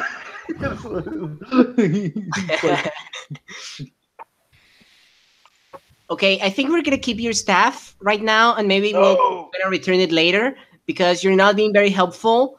But son of a Boread, I knew it wasn't Hermes. So thanks for that. And do you know where your Typhon is? Because he kind of betrayed you. He points at the giant trail of hoof prints and claw prints and footprints. Oh, look, a trail. But he looks a little bit nervous as you ask that, though. Like there's something he's not telling you. I look at the Minotaur. I look at him and say, broken leg. Count's over there. That's a long crawl. He looks at you and he looks at his leg. And he's like 60. He's an old man. And he's like, "Please take me to the hospital." Oh my god. You do realize that I've been reading your surface thoughts this entire time, right? His eyes go wide. That's how I know you were so full of bullshit. I was going to tell you about the Thunderbolt. I was going to tell you. What thunderbolts? It is how Zeus defeated Typhon in ages past. Typhon still fears the Thunderbolt. It is the thing that can imprison him. That is why he has gone to retrieve it. Where? I move forward in a menacing manner. He can't even back up because he's on the ground with a broken leg. That way, and he points. He actually doesn't know exactly where it is. Rave, you can tell that from his surface thoughts, but he knows that's where Typhon's going. He just doesn't know where the Thunderbolt is exactly. Okay, just a second. You said there's trails going the way Typhon has gone to get the lightning bolt. Does it seem to be in a straight path? Well, as straight as it can be in the mountainous region, yes. I look at what's her name again? Donna Dash. Mm-hmm. Race ya. And I dash forward. We're superheroes. One of you got to run him back. So I say it's not Donna. She's at least got some kinship to who's up on the mountain. No. That's not what I said. I said Racia. Yeah. Okay. So, two things. You say rescue. I assume you immediately sprint out. I wait for you to at least Okay. get ready to race. Okay. So jerk. okay. So I say, okay. So definitely, but just leave me a second because we're superheroes. So just a second, and she makes like a hand gesture, and she looks at the guy. Okay. So. She speaks on her hand and she puts the hand in his forehead and she says, okay, I've just cursed you. We're going to send you to the hospital, but if you try anything magical that will make anyone hurt, then your blood will turn into mice and they will eat you from the inside out. So please be nice, okay? All right, so he's already intimidated, so he believes you. He nods his head. And I am going to... Just for a little incentive, when she says that, I create a little illusion of a mouse. Oh my god. Hijo de puta, that deserved the Spanish. Oh god, you sick bastard. Y'all are savages. Probably made some chipping sounds, right? Little mouse. Oh god. All right, Okay. so the speedsters go following this trail of destruction, is that right? First, I take the poor old 6-year-old man who just believed our horrible lie to the hospital, and then I raise the Minotaur. Yeah, so 2 seconds later, we race. Yep. What do you do with his magic staff? Oh, we're keeping it, definitely. Okay. I leave it in the care of our two friends that are there, especially. How? Actually, I have a possibility of storing things, so I'm gonna ask Bellox. Bellox, can I have the staff just for safekeeping? Yeah, sure. There you go. She takes the staff and she's able to store it in an hermetic dimension. That's a power she has. Thank you for that, Alejandro. Yeah, it was necessary. So, and then you follow this trail of destruction. It goes through the valleys, over mountains, through valleys. It smashes buildings in its place, in its path, and eventually you follow it all the way to the sea, and it goes right onto the beach and down into the Aegean Sea. So it appears Typhon has stumbled and staggered and crawled and slithered into the ocean. So what do you do at that point? Who won the race? This is important information. Well, make opposed tests. I will roll for you, Alejandro. You rolled a 10. That's a 30 total, I believe. Sam, what's your speed there? 29. Oh, you're gonna get me. Neck to neck. Could always use extra effort there, Sam. Yeah. No, you're gonna get me. My speed is 20. God damn, brother. Yeah, your speed is 20. Mine is 50. No, but you rolled a 10 though, Alejandro. So you beat him by 1 point. Yep.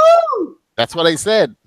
Oh, okay. I thought you were saying your actual normal speed is 29. I was like, No. My normal speed is 15. Oh, okay. Faster than me. Yeah. Okay. Okay. So, whew, that was a good one. You're gonna catch me up. I think those Minotaur genes are helping you. No, actually, it hinders me. Wait until I'm back to my normal form. Yeah. What was this kiss last time? Okay, so let's go find Typhon. Hey, what's going on here? I say, just appearing, throwing some charred snake, brushing off of my person. I wouldn't recommend going down to that mountain. It's full of snakes. You know how it is, mountains. Snakes? Why did it have to be snakes? Well, there's a lot less of them now. Good. All right. We need What's to going on here? We seem to be following a titan into the sea to get back Zeus Thunderbolt.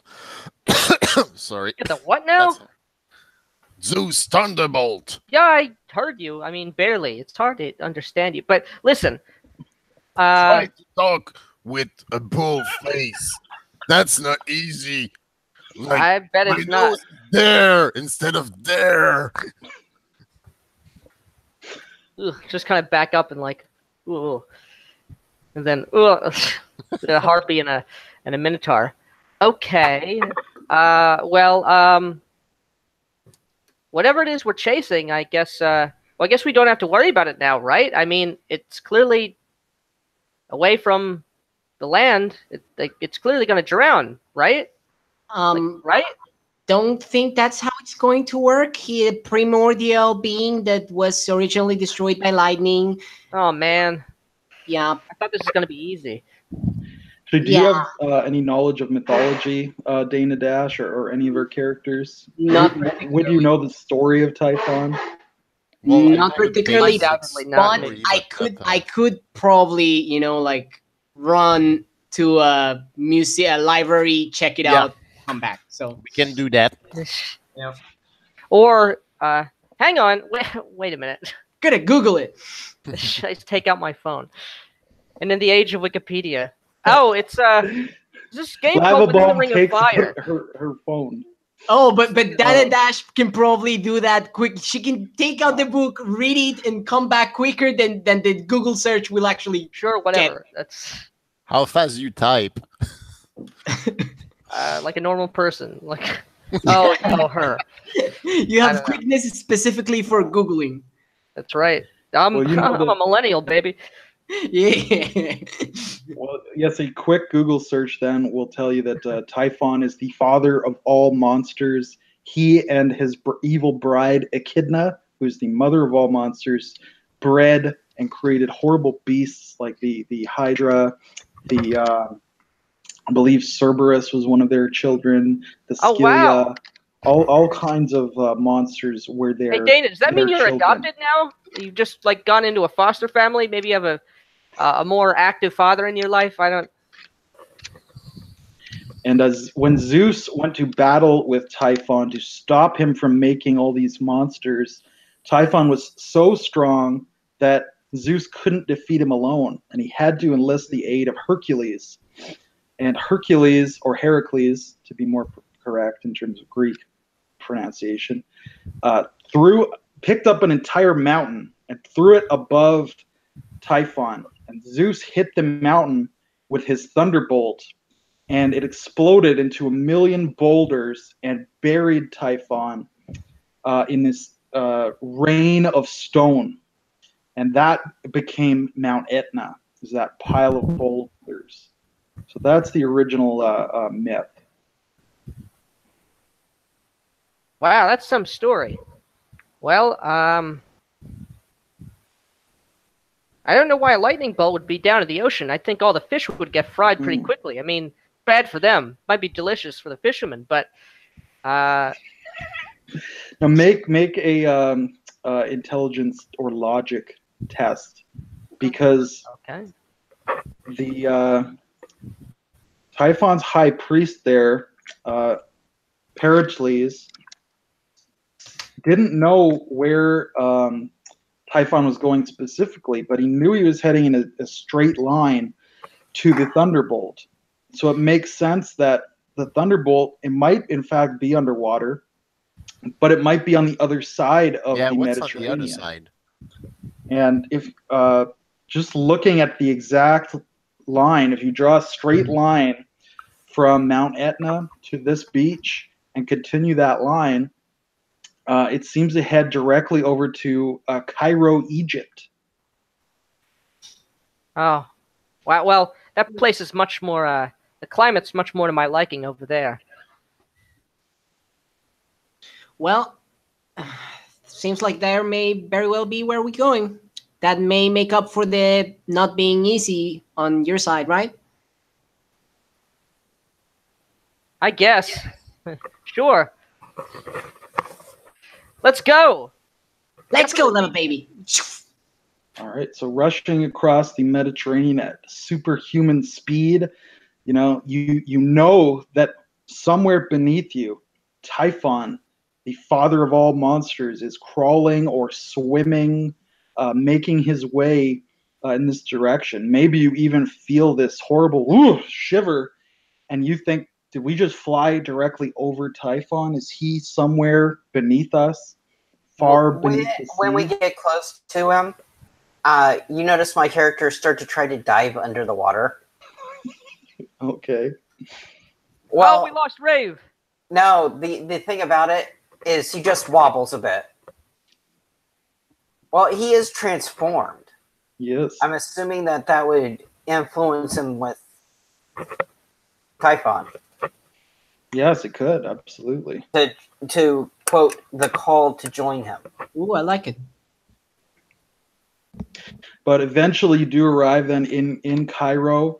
You know, you see the By the way, if I had a specific sense, because he probably has it's close to divine at least, so a very strong sense, like when I realized where he was on the trail, because it was a straight line trail, I do have distance sense, so I could have an idea of how fast he's coming and how fast he will reach the place, right? Exactly. Okay. And let's say you guys reach Cairo maybe pretty close to sunset. The sun hasn't quite set yet. And based on his speed, you would guess Typhon will arrive very close to dawn. So you basically have like 8 hours all night to figure out what's going on, where exactly the Thunderbolt is. But bear in mind that Cairo is also suffering from this plague of beastmen, and it's also a city in chaos. There are these creatures wreaking havoc around here. You said it would close very close to midnight? Or dawn? No, right now it's close to dusk. The sun is just setting. He'll probably arrive at around dawn, very close to dawn.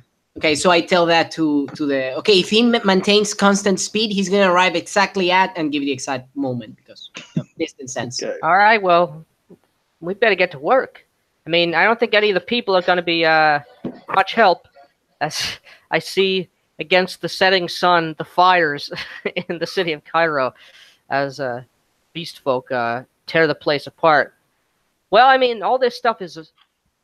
It's all about old stuff, right? This is all old. We should go like to the pyramids, right? Like, right? Right? That's what people do. Like, they're old.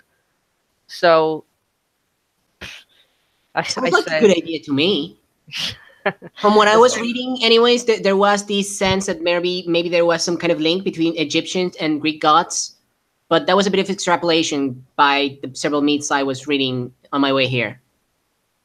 Well, okay. Let's Sure, try the pyramids first. again, in that clearly not intellectually inclined in any stretch of the imagination. Like, it's Okay. old. Okay, and I go like super fast, and I literally come back with a mountain of pamphlets on all the fucking pyramids. I don't think we're going to be taking the tourists track. Oh yeah, you're right. Sorry. So is that the extent of your research? Do you search the city, a library, or how do you go about it? Yeah, I go straight to the library and I read pretty much every single book about antiquity and mythology there could be in that library, which would take me what, a few hours? Is the library even like Okay. Depends on your quickness. well? I mean, like are like refugees and like police and the military like holed up in the library and like elsewhere of all this chaos and horror, or is there murder in the streets with there's minotaurs and stuff like ransacking, just eating people or just goring them to death? Yeah, I was thinking that I would probably focus on trying to, these being one of the most awful places, damage control, while the others are investigating a bit. Okay. So yeah, Sam, make a speed test then to see what your research is able to uncover. It sounds like you're the only one really researching. Okay, so 31. It's Nice. 16 plus 15. All right. It's a very difficult research. You're trying to find the Thunderbolt. The pieces of information you have are that it's somewhere. The thunderbolt is somewhere in Cairo. That's the number one thing, and you just have to find it. So you're doing research and saying what that is in the city right now could be that thunderbolt. Yep. And you're going through, and there's nothing obvious. It requires a lot of detective work, Then but you're able to kind of pound your way through it very quickly because you have super speed. So you can follow up all these red herrings and rumors and hearsay and conjecture. And you see that there is actually, right at the Cairo Museum, there's an exhibit of Greek artifacts. And one of the artifacts is a golden thunderbolt. Now, it's not believed by the curators and such that this is Zeus's original thunderbolt. They just think, oh, look, somebody made a thunderbolt. It's like a decoration. It's like a piece of a statue. All right. You actually think that this may, in fact, be the real original Zeus's thunderbolt. Okay, I pass the information to Dana Dash so she can move to the museum and try to detect any magic. Since she has affinity to that. Once I get that information, I go there immediately and try to see if I get that divine vibe of lightning. Yes, and you are able to find the specific artifact that Velos has directed you to, and it does have a very powerful magical aura. And you just see it sitting there in a display case. You know, a representation of Zeus's thunderbolt is what the card reads as. But you think, no, this is actually the real thunderbolt, and they just didn't realize it. Okay, so my eyes like go super wide, and I say, "You did it! You found it! Great job, Velox! Okay, yes, we got Zeus's thunderbolt!" You know, and she starts saying, super fast, you know, Zeus thunderbolt. You know. Yeah, and I sorry, understand you. By the way, I'm thinking as fast as you. So. Oh yes, sorry. And then I start doing the thing that I do every once in a while when she goes off on a tangent. You hear the sound slowly start to slow down a little to where it just sounds like chipmunks rather than at the hypersonic speed that would be a dog whistle to us who don't have your super speed. Yeah. Oh man, that would sound so weird to us, the speedsters. I mean, she's speaking super fast, and we have an echo that's slowing down. Yeah. It's saying the same thing but slow. Oh, that would be weird. While all this is going on, the research and Well, I just slowed it enough to sound like chipmunks. Oh, you should make like a. You know what? We could do something like that for our Instagram page and something like that for our YouTube channel. We can make like a raid for it, right? I'm sorry, I fast track it. She's like bolt, and she starts like making like pictures and videos and goofy things. Okay, I speed toward the museum to get next to Dana Dash and see what we can do to get the bolt. How about you guys? Yeah, great idea. Okay, let's go do that. So while all this is going on, some people are doing damage control. Some people are researching. They found the lightning bolt. I'm out by the beach in the area where I'm told this beast, this mythological titan, hovering perhaps a foot and a half off the ground. A look of intense concentration on my face as pulses like streaks and ribbons, as if from a star, emanating from my body, wisping and touching the sands as they begin to shimmer and begin to melt and coalesce and absorbing that energy. It looks like an incredibly massive spotlight or preternaturally bright beacon as I emanate melting swath around me, of the very sand itself, turning them into the purest crystalline glass, which reflects and refracts my own illumination as I kind of shape them, bring up like hot taffy, almost shaping them into spikes and shards and hooks, hopeful impediments to the baleful creature that is sure to come in mere hours from now. But doing what I can, as the beach around here is just a glass barrier, a glass roadblock of The Great Wall of Glass. Great Wall of Glass. A glass Built to fortress. Yeah. Built to last. Isn't it built on sand? So that is a thing that I am doing while this is all taking place, trying to defend or to slow the creature down when he does inevitably get here. Sounds good. So what else are you guys doing before dawn? Do you want to narrate any scenes? Like I said, Cairo is in chaos. There are centaurs, minotaurs, harpies, and other creatures causing havoc. How do you spend the night? Are you well rested when Typhon shows up, or are you on the edge of exhaustion from trying to save the city?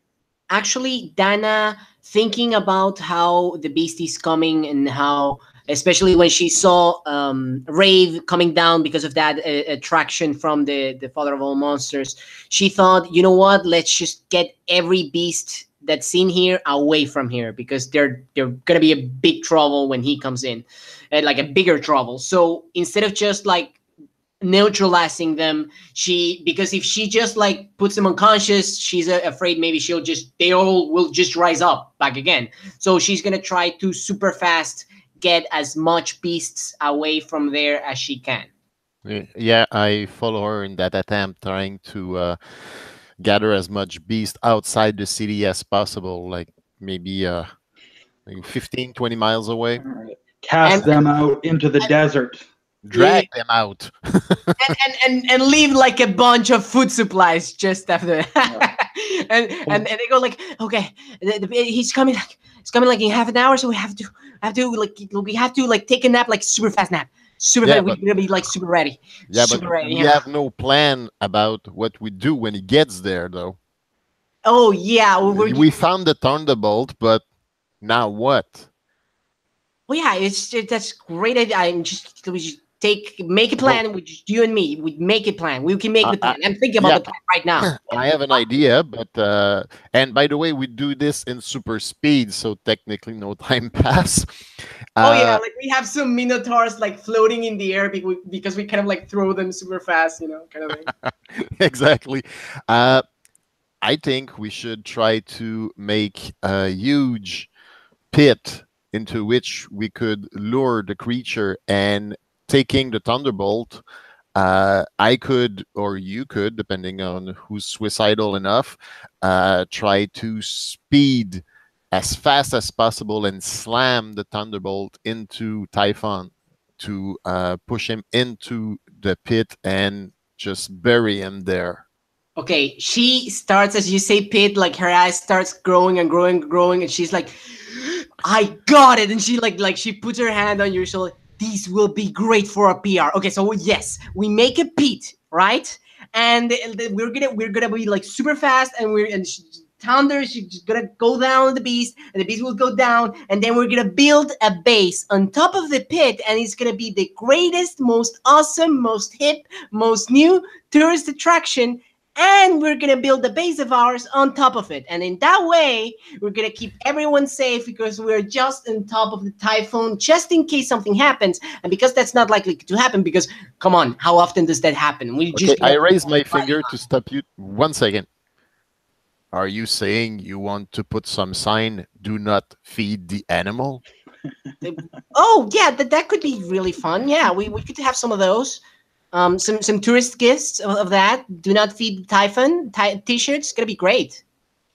I'm imagining you guys telling Lava Bomb. Lava Bomb is like okay, guys, I built this giant wall, this fortress. You'll never get in. And then we're like, okay, good. Now dig a pit. He's like, what do you mean a pit? I just built a wall. Come on now. Well, no, oh no, actually, it's a good thing he has the wall What I because see is we're we gonna- get back that he needed to dig a pit, and there's no need to because he's used so much of the sand. There's already a huge hole right where he was trying to stay. yeah, and Well- then we can use the wall and collapse him You know, on, it's or all collapse it well on and good. top. Do we even know how to use this thing? I'm gonna slam it right into it at. Oh, okay. What does this Mac, thing actually look like? Like Mac mundane? 100? What is it? That's a great question. How does mundanely does it look like? Does it look like a metallic? Is it a bronze like actual lightning bolt? Is it a staff of like yew wood, or It's about 1 meter long, 3 feet long, and it's a golden metal thunderbolt image. It's Okay. very simplistic to look Yeah. at. Well- it doesn't look like much. Yeah, I'm gonna try to throw it at super speed into Typhon. That's pretty much the plan. well, maybe, but then he'll have gotten what he wants. Not if we collapse it. What about collapse this? the whole I don't thing. think you can What about collapse anything. He doesn't need to have it, right? Because he didn't have it and he was imprisoned. So I mean, we don't need to throw it at him. Maybe what we can do is everyone makes the prison, and I'm gonna use my power to run on clouds, and then I'm gonna take the bronze thing, and I'm gonna poke at those clouds, right? And that will make a lightning come down. Is that how it works? That would be great. I mean, I hate rain, but I mean that would be great. I mean, I hope. I don't know, but Is your weakness rain? I hate rain. Damn right. give me a complication. When it rains, lava bomb just freezes into a statue of magma. No. Well, Well, I hope it works like that. That's Well, the lightning was used to break the mountain on top of him. Yeah, so I say we're gonna need to find something just as heavy. yeah. maybe- I think he's right. What about we move the pyramids? That's a good idea. Who can move the pyramids? Oh, that's a good point. Oh, we could like reconstruct them really fast. I'm sure we're gonna do just great. We just gotta read something about listen. reconstructing pyramids. Well, we know he's gonna be looking exactly for this thunderbolt. I say we get out of the city, and so more millions of people don't die. Out into the desert. Maybe we can. Well, I don't know much about geography, but I know the desert's it's really damn big. It's got to be really heavy. All that sand. Have him. You know what? You just gave me a great idea. Oh, give me a second. I am having a bit of a problem. Did someone say something? No. Someone say something again. Okay. God damn it! Yep. All right. Okay, I I'm mean- gonna say her idea because I cannot hear you, but you can hear me, and then I'm gonna see how I fix this. No, now you can. Oh, okay. There you go. Say something. Can you hear Yes, us now, I can hear you. Alejandro? Yes, yes, I can. Okay, so she says, okay, you gave me an idea. What about this? Rave will make a link to my mind, and he will get the sense that the mystical sense that I get when I can see the thunder, right? And then he'll make an illusion that will make an illusion for that sense. So Typhon will sense an illusory version of the thunder. Now, it's probably going to be difficult to pull off, but in that way, we're just going to be able to pull him to wherever we want him. Well, I would say, well, sure, if that'll do it. Why don't, if this thing can summon storms, why don't you summon the biggest storm this desert has ever seen? Lure him to the middle of a great quicksand trap or something. Yeah. Yeah. It works perfectly with your desert idea. It works perfectly with everything. All right. Well, If you make the hole, I can make the cover. Yeah, but remember, we need to focus. We need you to focus the powers on the. Oh, right. We can just take the thing. But if we take the thing, he's gonna know where the thing is. Okay, we're just gonna take the thing, or do we make the illusion so he doesn't know where the thing is? Well, with the speed we've got, we can take the thing and just What go I meant was I can create an illusion over the pit. Oh, okay. That sounds Okay. like a plan. Oh, okay. Yes. All right. So what is your plan? Okay, just a little detail we could add about the thing about the pit. Once he's in, we could use super speed, the two of us, and bury him under the sand and turn the whole fucking sand into glass and encase him there. So here's, if I may, to synopsize. This is what I think the plan is. He's gonna be Typhon's gonna be here soon. We're going out with the Thunderbolt to the desert. Yes. We're going to summon a massive rainstorm to inundate the sand with water so that it becomes quicksand. My suspicion is that it's going to take some time for that much water to create that much quicksand. So we're probably going to have to try and fight him and hold him off while the Thunderbolt and its wielder focuses their efforts on that. And then when it's sort of a sea of sand, of quicksand, or try and lure him in, and then through illusions and through actually using heat to turn the quicksand to glass, hopefully seal him in there, thus saving the day. I think that Sounds was good. the plan. Yep. One question. He's going to break down your wall, right? I mean, I hope he doesn't. I worked really hard on it, but he probably will. Yeah, I mean, Well, in that, the that's original simply- legend, didn't people throw stones at him that became the mountain? I think Yeah. that's what Zeus did. actually, this may be. What if we used your divot that you've already got here and try to collate the glass after he breaks it? Actually, what if? Yes, we do that. Like, You guys may be overthinking things a lot. Yeah, You've I been think we're overthinking planning this. for like Okay. 20 okay, I just Let's say. just do the plan. I say what we just take out the people in the city. We let the thing face the wall that was made by lava bomb, and then we collapse the wall on top of them, and we do the rain thingy. I think it works. All right. We're Okay, so in the middle. We're in the middle of the city. Is the only thing. So you built a wall. Do you also? You said you're going to dig a pit and fill it with quicksand. Is that correct? Yeah, that should be. We don't even need to feel it technically. Just dig the Okay. pit and use the illusion, and like fight him until he falls. Okay. with- Where do you dig the pit? I guess in front of the wall. Yeah. If I'm Well, understanding your plan here. Yes, but on the other side, like not like the wall is in front from the direction of the beast. But yes. Okay. Okay, so there's the ocean, then there's a big pit, then Oh, there's no, the yeah, wall, yeah. and there's Above, the city. No, you got it backwards. Correct? No, yeah. You're right. Okay, Yeah, in there's- front of the wall. There's the ocean, then there's a wall, then there's a pit, then there's a city. Ocean, pit. I'm not even sure if how this plan works. I'm not. Okay, The pit ocean, is- pit, wall, city. Okay, so the pit is between the ocean and the wall. Correct? Yes. Okay. All right.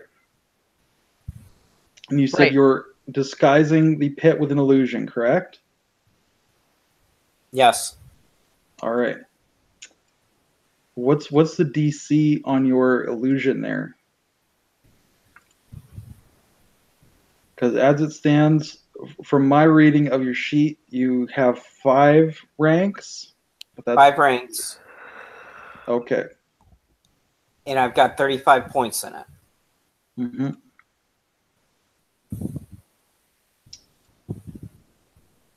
So let me just get the illusion power here real quick. I think that means the DC is 15. I just want to double check that.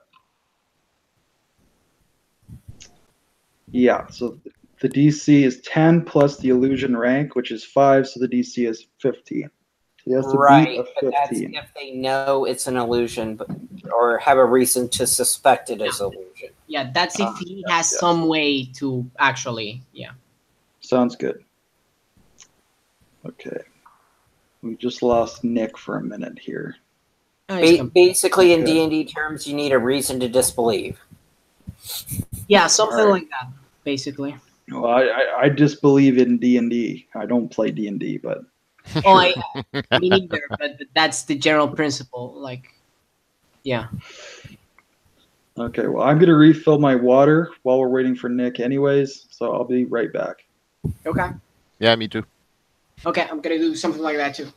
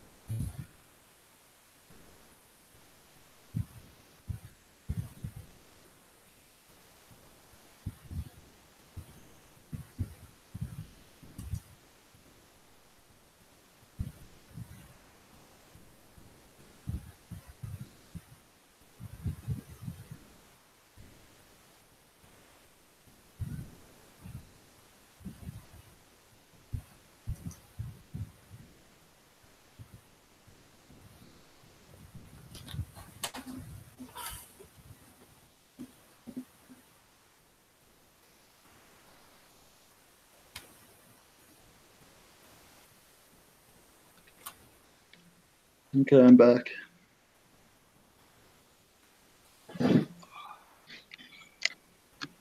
You.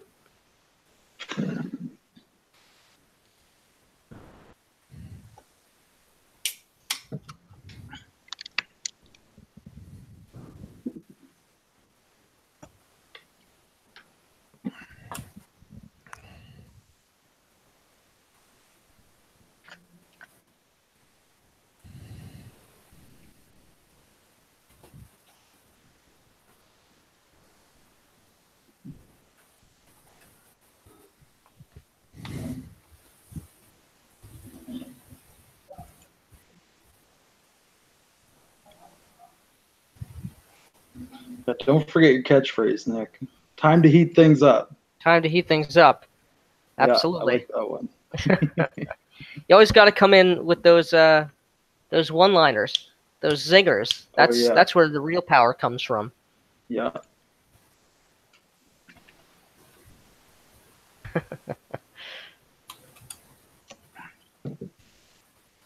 Highlight for me will be a centaur mating with a Chevy Suburban. That will be mine. That was a good one, man. Is everybody back? I'm back. I'm Yeah. not back. Alejandro? We're just waiting on Alejandro. All right.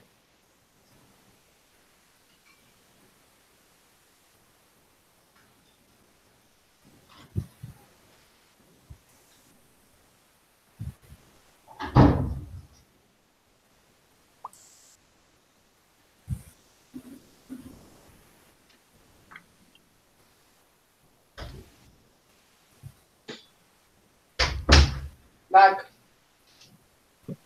All right. Okay. So All right. you've dug a pit between the wall and the ocean. On the other side of the wall is the city. That's all correct? Ocean Pit Wall City. Yeah. Yeah. Sounds good. And the pit has been camouflaged with an illusion. If Typhon has any reason to suspect it's an illusion, he still has to make a DC 15 test against it. Excuse me. So I think we could probably just cut to dawn with Typhon coming into the city. Sound good? Okay. Why don't you guys actually pre-roll initiative, and then I'll describe Typhon arriving on the scene. If you can help me with that. Yeah, I'll roll for you. 17, Alejandro, what's your modifier? I'll soon tell you. It's also 17, so it's a total of 34. All right.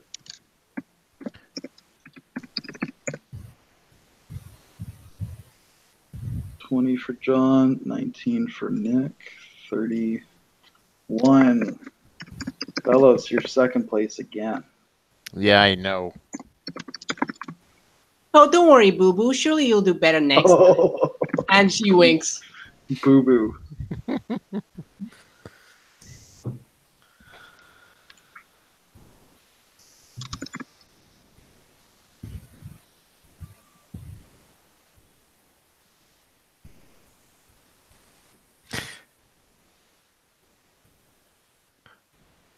Guys, our plan didn't take into account the fact that this curse has to be lifted.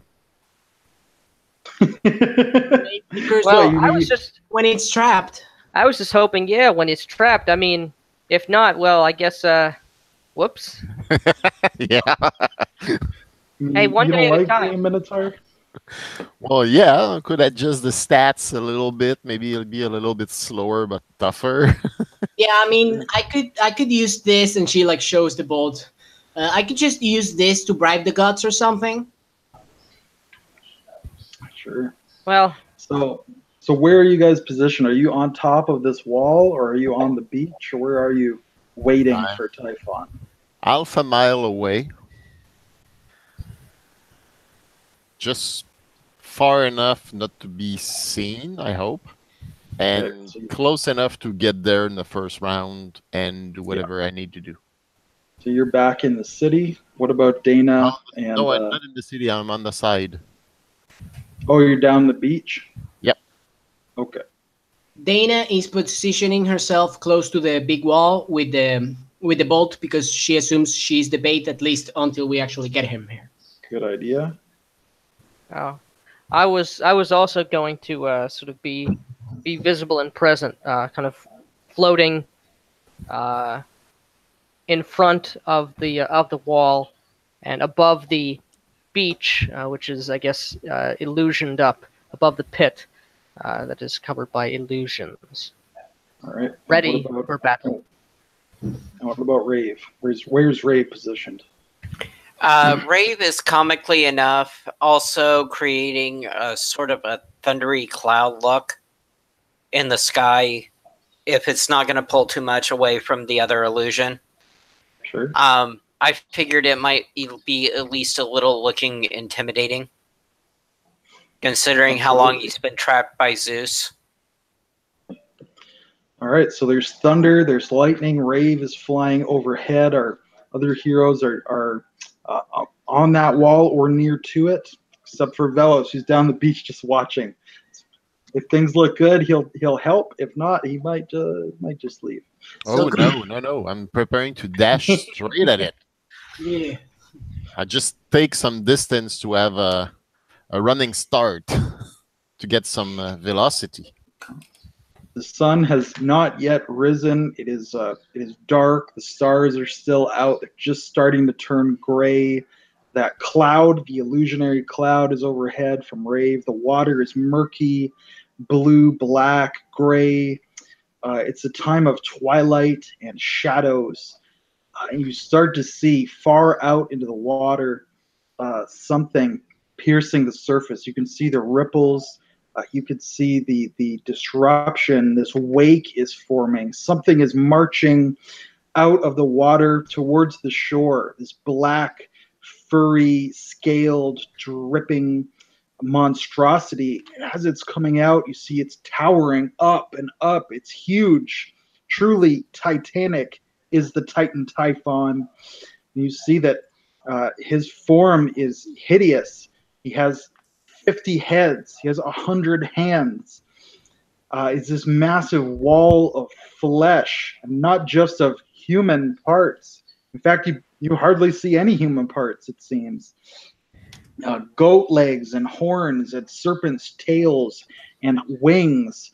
All manner of limbs are coming off of this central creature as it is dragging itself forward towards the city. So you have the initiative, Dana, this huge monster, 50 heads, 100 hands, the beast man of all beast men, or beast person of all beast people, to be more politically correct. What do you do, Dana? You have the initiative. Typhon! We want you to take everyone back to their original forms right now! Yeah, I was thinking the same thing, Samuel. Yep. Yeah. But she's saying that. All right. Well, Typhon certainly takes notice of Dana. She has that super charisma, but it's hard to tell. Typhon is a multitude. There's no one thought or one voice or one mind. It is chaos personified. So it's now rolling directly towards you, Dana, probably with mixed intention, as Typhon cannot get all of its minds to agree on anything. Ooh. So do you do anything else with your turn, or should we come over to Velos? Right now, she would be delaying her turn, basically, mechanically. Okay. She's pretty much right now a bait. No, I am going to do something. I'm going to do defense. Basically, that means that if he attacks me, I get to roll the dice and, such a thing. Sounds good. Velos, what are you doing? All right. As it moves out of the ocean, I dash ahead and go full speed, trying to get some hits to slow it down when I get there. You're running in and attacking the beast, is that correct? Yep. Try to run up the beast. Sounds good. Roll fighting. Okay, fighting. Just a second. I got... You're looking for an it's dodge, is that correct? Or is it parry? I guess it's parry. If it's a close combat, it's parry. Yeah. If it's range, it's dodge. All right. So you're just, I'll just tell you, you're looking for an 8 to hit him. He's pretty easy to hit. The problem is 18. he's massive. That's good. All right. Big time hit. So now he will roll his toughness against your damage. What's your damage? My damage is 5. That means all right, so we add plus 15 to that to get the DC. So he's trying to beat a 20, and he does handedly beat a 20 on his toughness. So he's very tough. Describe what it looks like as you're like running up this creature. Are you pummeling or kicking? Well, for the first, you're goring with your horns. No, it's the first attack is a straight bull rush that I try to slam my fist into it at full speed, and visibly it didn't work. So I run up the creature for the next round, and then I'm gonna multi-attack on the next round. All right, so Velos is like running up the side of this towering colossus. He's slammed into it to no effect. Rave, what do you do?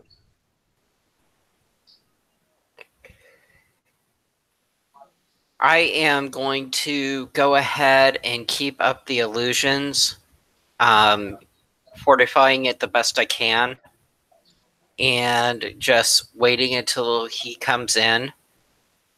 My goal also is, if I can,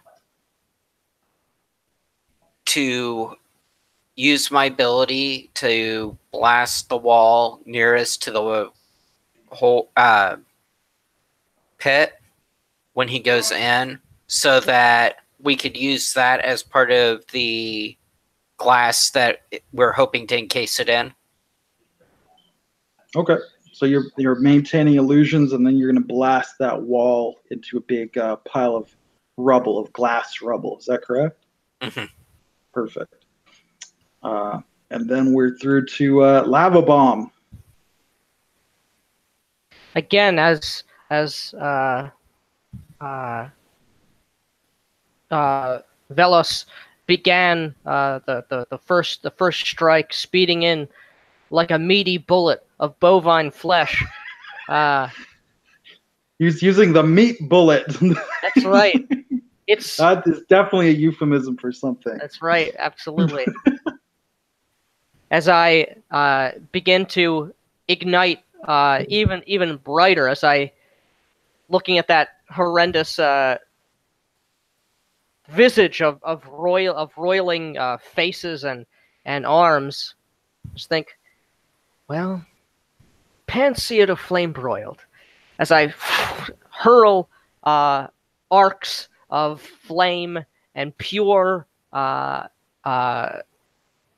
columns of heated air at his direction. And so I guess that would be a ranged combat.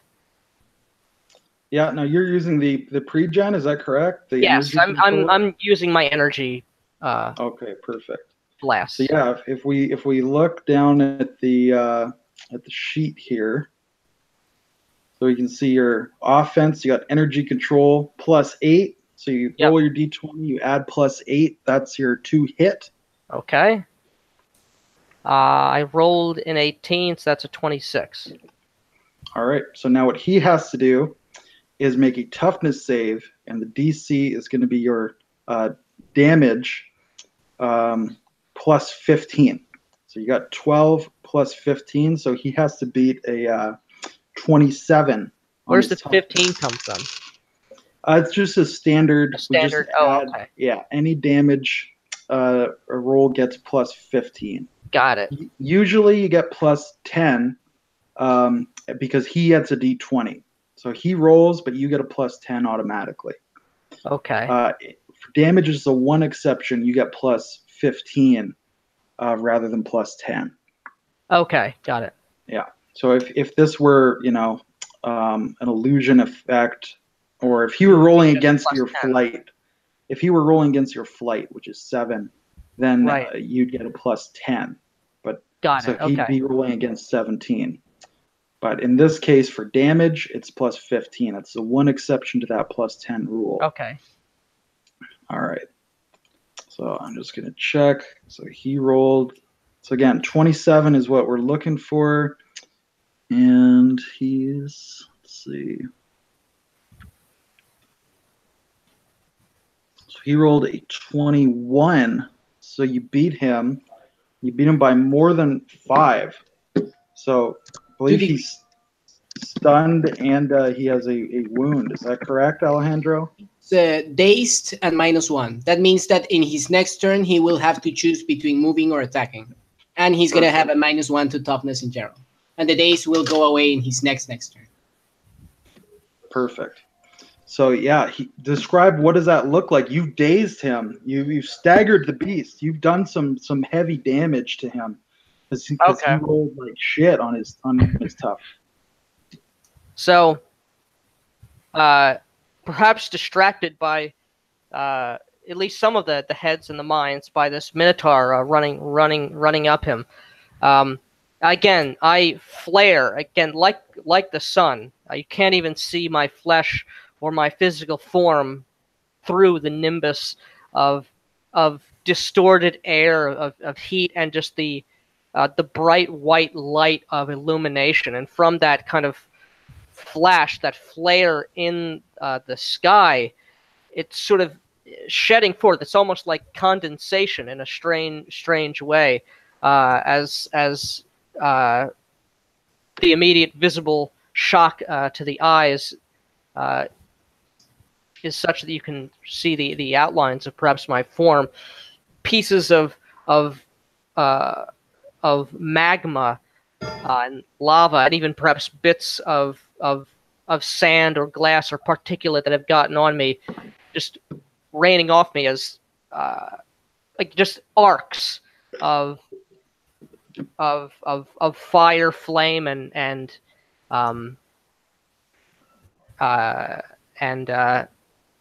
illumination. The very water of the sea boils and roils as the two brawlers are brawling, heat assailing them both. All right. Now, are you close enough for him to strike or swipe at you, or you're keeping your distance? You're out of melee range. I'm out of melee range. I'm still from where I was before, hovering in front of the wall. All right. So he's pissed, and he can't reach you to hit you, but he sees that pile of glass rubble. So he wants to move towards that and start hurling glass at you. But as Alejandro said, he can only take one action, and that's to move towards that rubble. Now, I believe then he would just basically fall into the pit. That is the hope. That point. So Especially with how distracted he is with the flares and the attacks and dazed. Yeah, so I'm going to make a probably an agility test to see if he can not fall into that pit. Does that sound appropriate? Yeah, that would. The one question I do have, Mm-hmm. and this is probably going to help you more than us. Mm-hmm. When the wall was blasted, did any of the rubble fall into the pit? It's a good point. Some of it may have, but I don't think Typhon would have noticed even if it did. I just wanted to not have that called out later. Yeah. Yeah. Yeah, no worries. So Typhon, he sees the glass, and you can see him like, "Ugh," he's getting ready. He'll become, 100 trebuchets all at once he gets himself next to that pile of glass boulders. So he starts to stomp and crawl and slither and move towards that. And then, Rave, what does it look like when he falls in the pit? Does it just all disappear at once? Or does he fall through an illusionary layer and it just looks like he disappeared? Or what does it look like? He does fall in that actually pit. a little funnier than that. Have you ever seen someone take almost, because of his size, inertia acts different? Yeah. Because it actually takes longer for him to fall. So it looks more like some actor is trying to do a pratfall. Cartwheeling in. Oh my gosh. Our poor Titan here. So we've got the Titan, and he's staggering forward, and he's coming, and then he just goes sideways and crashes into it. So there he goes. Yeah. And at this point, would I be able to blast the wall to knock more debris in? Not until your turn, because you didn't have a ready to action to do that. That's exactly what I did. No, you did ready. You did two things, didn't you? I thought on your turn you blasted the wall, I believe. Yeah. No. I said I was getting ready to blast the wall. Oh, okay, then, yeah. Oh, okay. Yes, absolutely then. So he's gone into the pit, and now you're coming through and blasting the wall, so it will bury him. Is that correct? That was the game plan. Perfect. So I'm trying to think what kind of test that would be. Some kind of physical force thing, right? Yeah, unless you're doing something else to put out the wall. Maybe you're using one of your sources of damage. That could also maybe be it. I think it would probably be basically an automatic success on that. So you can just describe what it looks like as he's buried in smashed glass boulders. And then next turn, he'll make a test to try to crawl his way out. Well, what actually happens is the base of the wall, you see the beam, and it sort of starts to do that weird melty, bubbly thing, and then just explodes like a bubble, knocking pieces everywhere of that. It's flying. Most of it's trying to be angled into the pit, but you can definitely tell it isn't discriminating. It's going everywhere. All right. So big nasty mess there. That's Typhon's turn. So he's in the pit. Dana, you're up. Okay. Bilox did. Oh yeah, he attacked. Okay. As she sees these and she sees the monsters already falling in the pit, she's gonna run towards the clouds and start trying, her plan to see if she can poke the clouds with the lightning, and if it works. So you're. She doesn't know how the lightning of Zeus works. She's my literally God. guessing. All right. So She's you're trying trying to use the spear to the thunderbolt to make a storm of some sort. Basically, yes. Okay. Well, make what skill do you have that would allow you to do that? Well, honestly, I was expecting the sheer power of the bolt to do it, but Well, that's not really how that thunderbolt works. But I will let you roll to see if you can do that because it kind of Okay. makes sense. But Sure, you'll have to then- roll something. sure. Then she could just straight out. She Maybe could like just a spellcraft or something like that. she could straight out like run, and while she runs, like imagine how you light a match, and she puts like the lightning on the clouds, and it's like like it's like Yeah. piercing the clouds like super fast, and she's trying to do it super fast as if she could light a thunderstorm more or less. Yeah, but what's the skill that you're trying to use? What's the test mechanically? Probably be speed or athletics because she's pretty much trying to scratch the clouds really fast. You know what I mean? But I don't that is not that wouldn't do it though. You'd have to be trying to use it in some magical manner to get this effect. Okay, then she could take out the staff that she had saved and pretty much try to touch like how can you say, like strike the lightning with the base of the staff. Yeah, but do you have any actual magical skill? Do you? No. She doesn't have an area of expertise magic. Okay, so because without knowing what you're doing even a little bit, you're just waving all this shit around. Yeah, pretty much. Okay. She's literally doing that. It's like it's lightning of Zeus. Should So do something. it If she's quickly mistaken, becomes. that's okay. So maybe she's mistaken. That's okay. She is unfortunately mistaken. It quickly becomes evident that this is not working and that this is not how the thunderbolt works. Okay, so she's gonna say that in the end of her turns is gonna be like, guys, apparently poking clouds with Zeus's lightning doesn't actually work. We're gonna have to slam it into it, like I said. And it is your turn, Velos. All right. As I'm speeding up the creature. So he's fallen. Yeah, I'm still running on it. And then he was buried. So where are you? Were you on his front or his back? I was probably more on his back since I was going up and he was falling. It would have just curved to be on his back, not to be under, of course. Now, are you using our pre-gen here or do you have your own sheet? No, it's the pre-gen. I have exactly the pre-gen. Okay, so let me just screen share the sheet so we're looking at the same thing here. So we got our speedster. So I'm thinking that when he fell, basically you're landing on him, but you're still falling like 100 feet. So I'm thinking you should make a acrobatics test to try to break your fall. Actually, depending on the circumstance, does he have run on walls? Because he could technically, instead of directly fall, he could like run down. You know what I mean? I would allow that, but then it would be a super speed test instead, which is you have 15, so plus 15. Rather than just a +8. So that would be a much better. That's pretty much what I would do first. So roll that.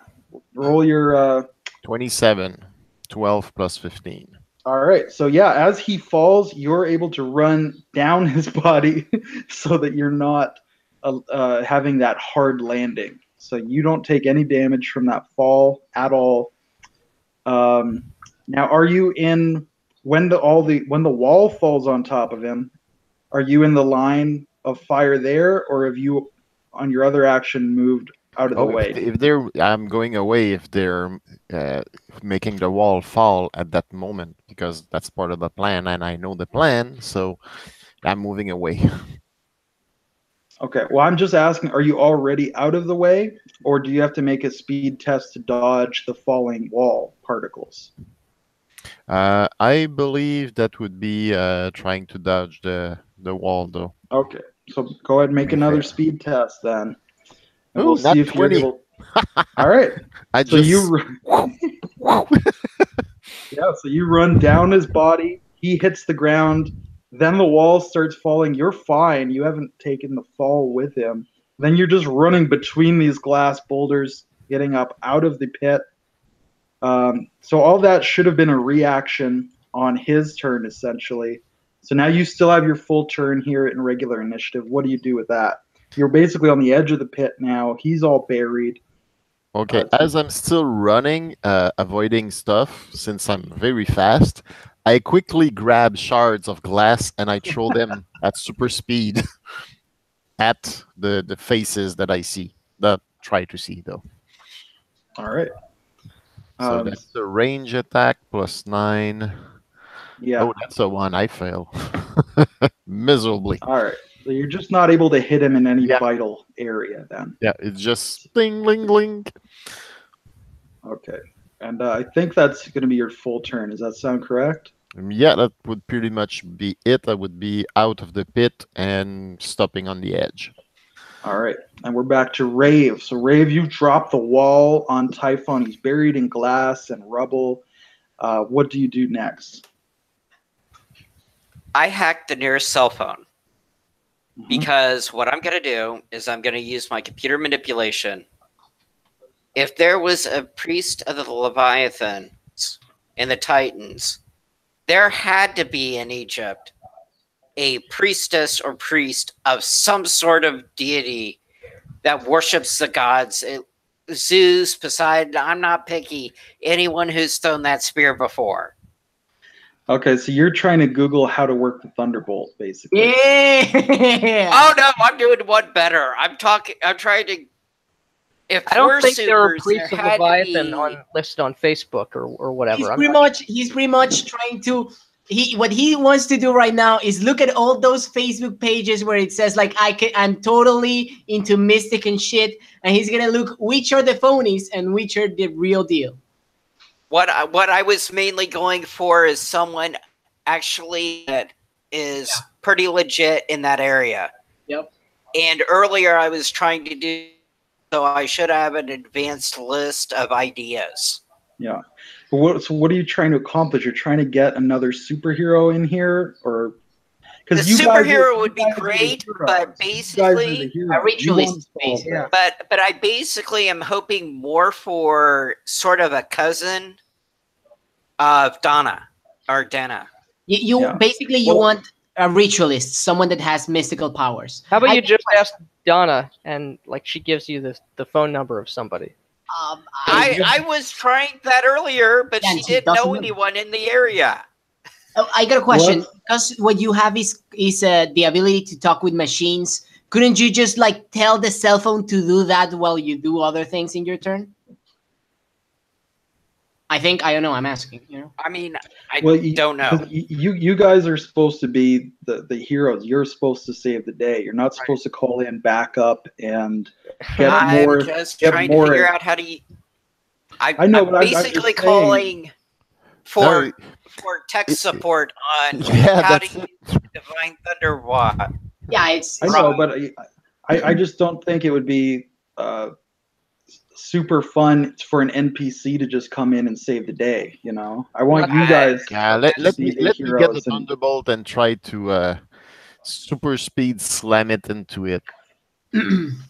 Right, it's like in the Batman movie, he doesn't just call Superman and then Superman just comes in and beats up the Joker for him, right? well, in this case, he's not calling Superman. In this case, Batman is calling Samuel Fox to fix his Batmobile, so then Batman uses it, more or less. I think. I think Yes. that's the idea. But it's okay. That's you're the GM, so it's all good. Well, I mean, it's your action, Rave. I just want you to be I want you to be the star. I want you to put the beat here's down on the the thing. man. I've used my beam to bury him.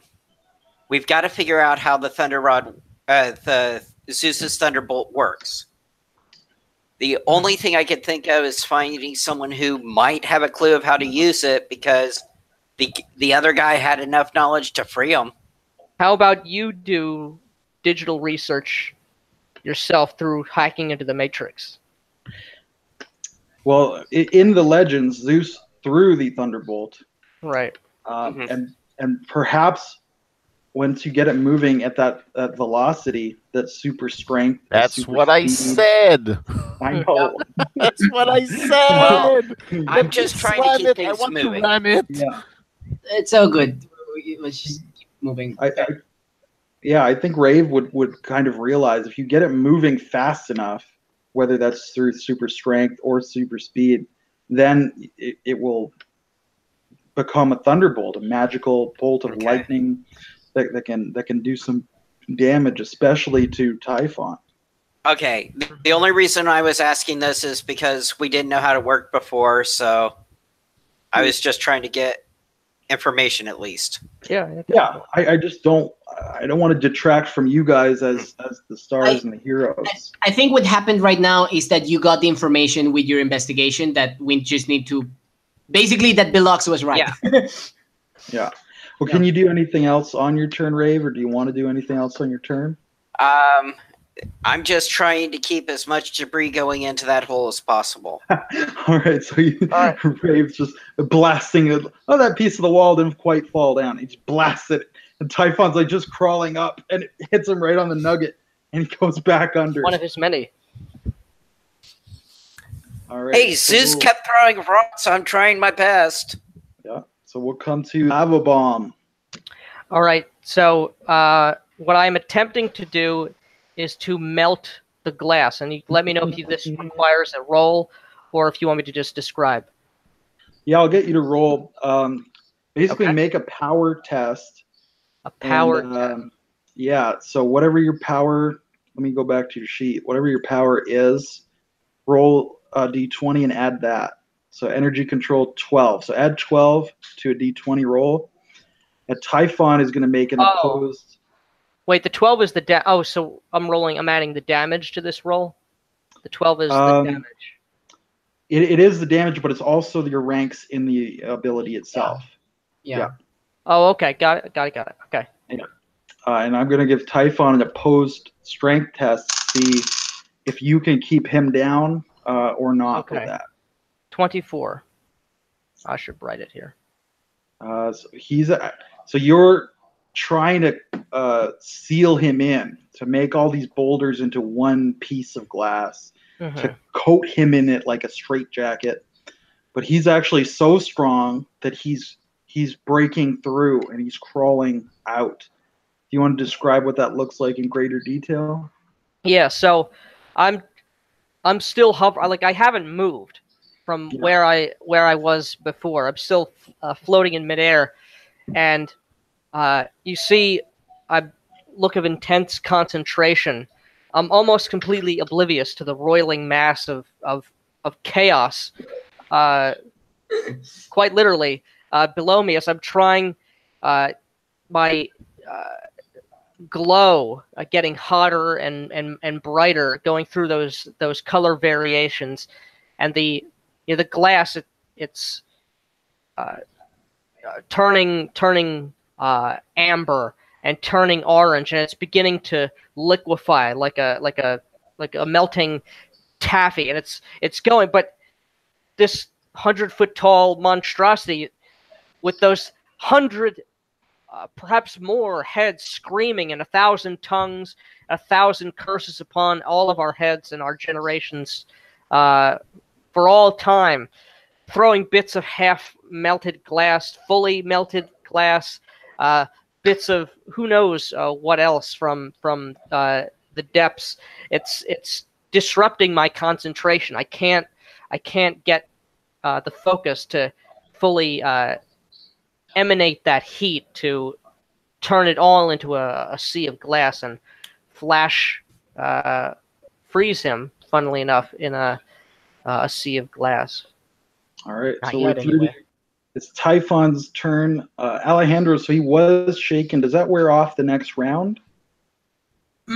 After the next, I don't understand. What did you say? Oh yeah, right now he's not dazed. Is that the question? Or? Okay. Yeah, the daze wears off after one Yeah, round. Is it? yeah. Okay. When So, it's yeah, the way that it was done, yes, not dazed anymore. He can move and attack. Yeah. So he's going to try to power his way out of Is he the. prone? What's that? Is he prone? Yep. Okay. I mean, he's not exactly humanoid. That's not as big of a hindrance for him, but he is horizontal, yes. So he's starting to pull his way up out of the pit. He actually gets himself up on the edge and the lip of the pit. And you're still the one that he's really mad at, Lava Bomb. So he's going to start hurling these half melted glass boulders and pieces of glass at you. What is your dodge? My dodge is 8, so I roll that and add the 8 then. No, he rolls against your dodge plus 10. So Got he's it. trying to beat at 18. Got it. Cool. Yeah, everything gets plus 10 when somebody's That's rolling right. against it, other than damage, which gets plus 15. All right, so that's a hit. So roll your toughness. Toughness. Okay. Yeah. It's 14 plus 23. 12. Okay, so I'll beat that. That'll be a 26. All right, so he hits you with some of this glass, but it doesn't hurt you. So what does that look like? Probably it's hot molten glass, and It's you're smelled. just Yeah, like, I I don't mind that. don't mind that at all. And it's it's like rain falling on a freshly rain-exed windshield. It just hotter. This falls off me in droplets, unaffecting me, but damaging my concentration to be sure. Yeah. So we're back to you, Dana. So the Typhon is on the edge of the pit now. He's hurling glass up at Lava Bomb. Lava Bomb's okay for right now. What do you do? Okay, so where is Belox? Velas, he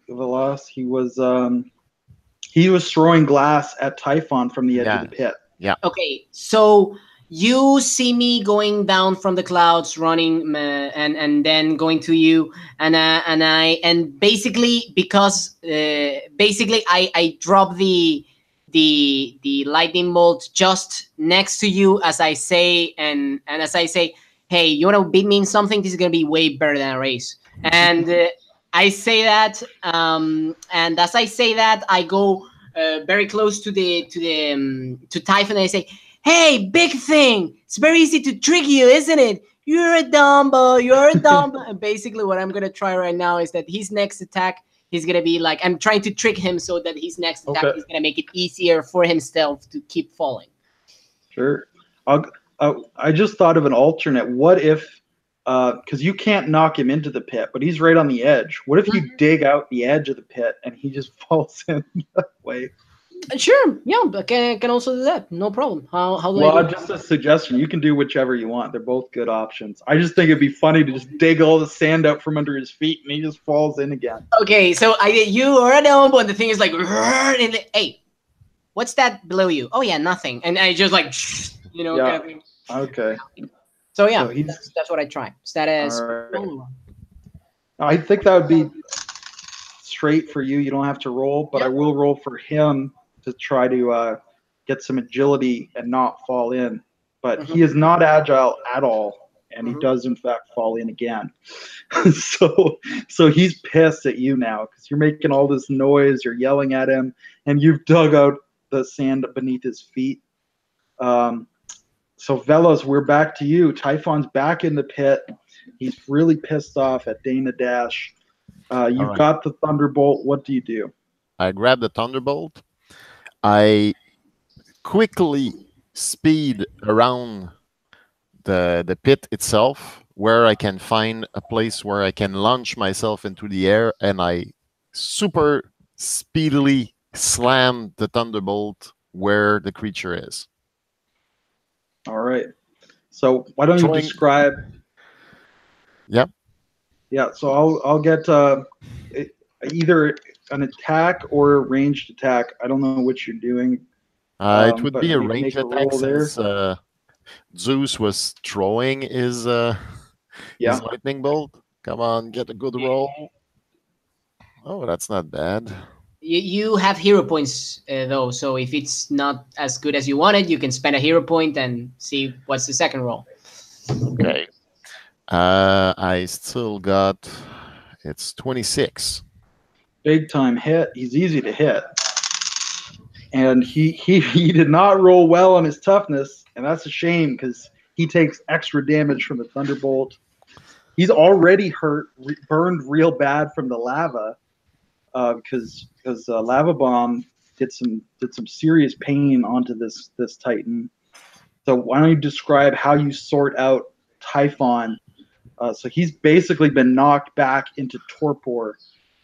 He's unconscious. He's defeated. What does that look like, Velos? All right. As I threw the whole thing, I fell to the ground and just kept moving as soon as I hit the ground. And as we did that, I tried to push as much stuff into the pit as I can to bury it well. As I do that, I scream to Lava Bomb, "Encase that fucker!" All right, so Typhon's been hit. The electricity comes over his body. He has 50 heads and 100 arms, all flailing in pain. Every head is braying and screaming and crying. And his skin is splitting and sizzling. There's a horrible stink of burning hair and ozone. It smells like me usually. It smells like a really nasty barbecue going on down there on the beach. And when he stops moving, and he's just smoldering, broken, smoking wreck. And then Velos starts burying him, and he starts telling you guys to bury him. I think we could probably leave initiative, and you guys can describe how you seal away Typhon, this 100-foot tall creature.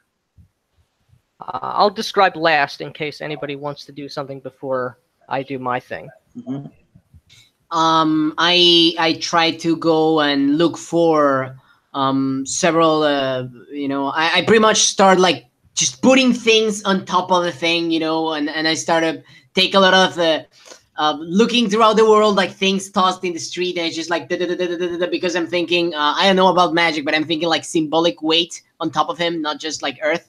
And I try to put as much just garbage on top of it as I can.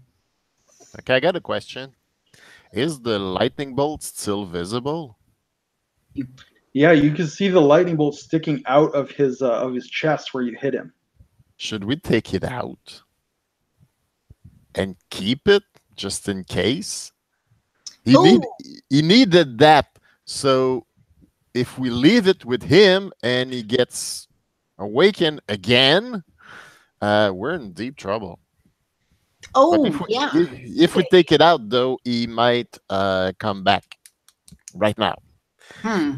That's a point. But it's like when you stake Dracula, and he's laying there, and he's got the stake, and you're like, "Oh, I should keep the stake as a souvenir." And you pull the stake out, and Dracula just sits up and goozles you, and you just stake him again. And you're like, "Oh, let's leave that stake in the vampire, perhaps." maybe we should talk to our friend Pericles. Okay. You're a good friend. Good friend. Yeah. If you're going to talk to him, that might be beyond the scope of this initial rotation of what we're doing. Yeah, absolutely. And she's going to check if actually, while people are doing stuff, while she was doing the thing, do others seems to stop being beasts or? Yeah, I was gonna say after you seal them away, everyone returns to normal. But why don't we describe how you seal them away first, and then we'll do that scene second. Well, I got All right. no idea, guys. So So it's up to you. as the thunderbolt gets hurled, screaming through the air, striking with the fury of storm itself. The lightning, the electricity arcing through the body, through the flesh, reverberating in the 1,000 voices of pain from this eldritch and ancient titan. The arcs of electricity moving through the shards of glass, small sparks emanating and reflecting and refracting below me and below as sort of the camera looks down. It's almost as if the shards of glass and the scorched flesh, hair, sand. It's like a storm cloud itself on the ground, which is wrestling with Typhon. As he stops moving, stops thrashing, subdued by the power of the gods, I again focus with greater determination now. No longer orange wreathed in flame, but in blue, the blue of the brightest, most intense heat that I can muster as I bring that wave of flame out. Again, the glass absorbing that light, turning from yellow amber to brilliant white orange hot light that glows up as the dawn itself, which is happening at this very moment, as the shard of broken glass turns into a sea, a very veritable lake of fire. The sizzling, frying sounds and smells of his corporeal form being lost into there, and as that heat subsides from me, so too with a surprising quickness does that glow cool as well, leaving a black, smooth pond, lake, prison of blackened glass, of which only the upper half of the lightning bolt, the bolt of Zeus himself, is can be seen. All right, so Typhon has been returned to torpor. He's sealed away in glass. And as he is sealed away, the curse dissipates and the humanity returns to the people. All of those satyrs and minotaurs regain their human form once again, including Velos and Rave. Yay. So you guys have anything to add on in conclusion or epilogue onto that adventure? Okay, as Rave starts to change back, you've seen a dog shake before. And as she shakes, the feathers and it just sort of do this comic booky cloud of feathers, and he becomes Rave again. I start to shrink back to my normal size. The fur I had on me fall to the ground, and my burnt body starts to appear beneath it, since my body is, not my body, but my costume is all shredded. I hide my face that is burned so that you do not see the hideousness of my visage. Velos, this could be a chance for you to lose your burn marks. Maybe the curse being lifted returned you to your original form. What do you think of that idea? Yeah, that's or do you like it? Yeah, that's actually a good idea. I might just keep a few scars because it maybe what happened to me was too strong to just be cured like that. But most of it, yeah, that's actually a good idea. I look at myself thinking that I'm hideous as usual, but I see my hands that are not burnt in any way. I look at my reflection into the water of the sea, and I can see my former self, except for a few burns here and there. I'm speechless. All right.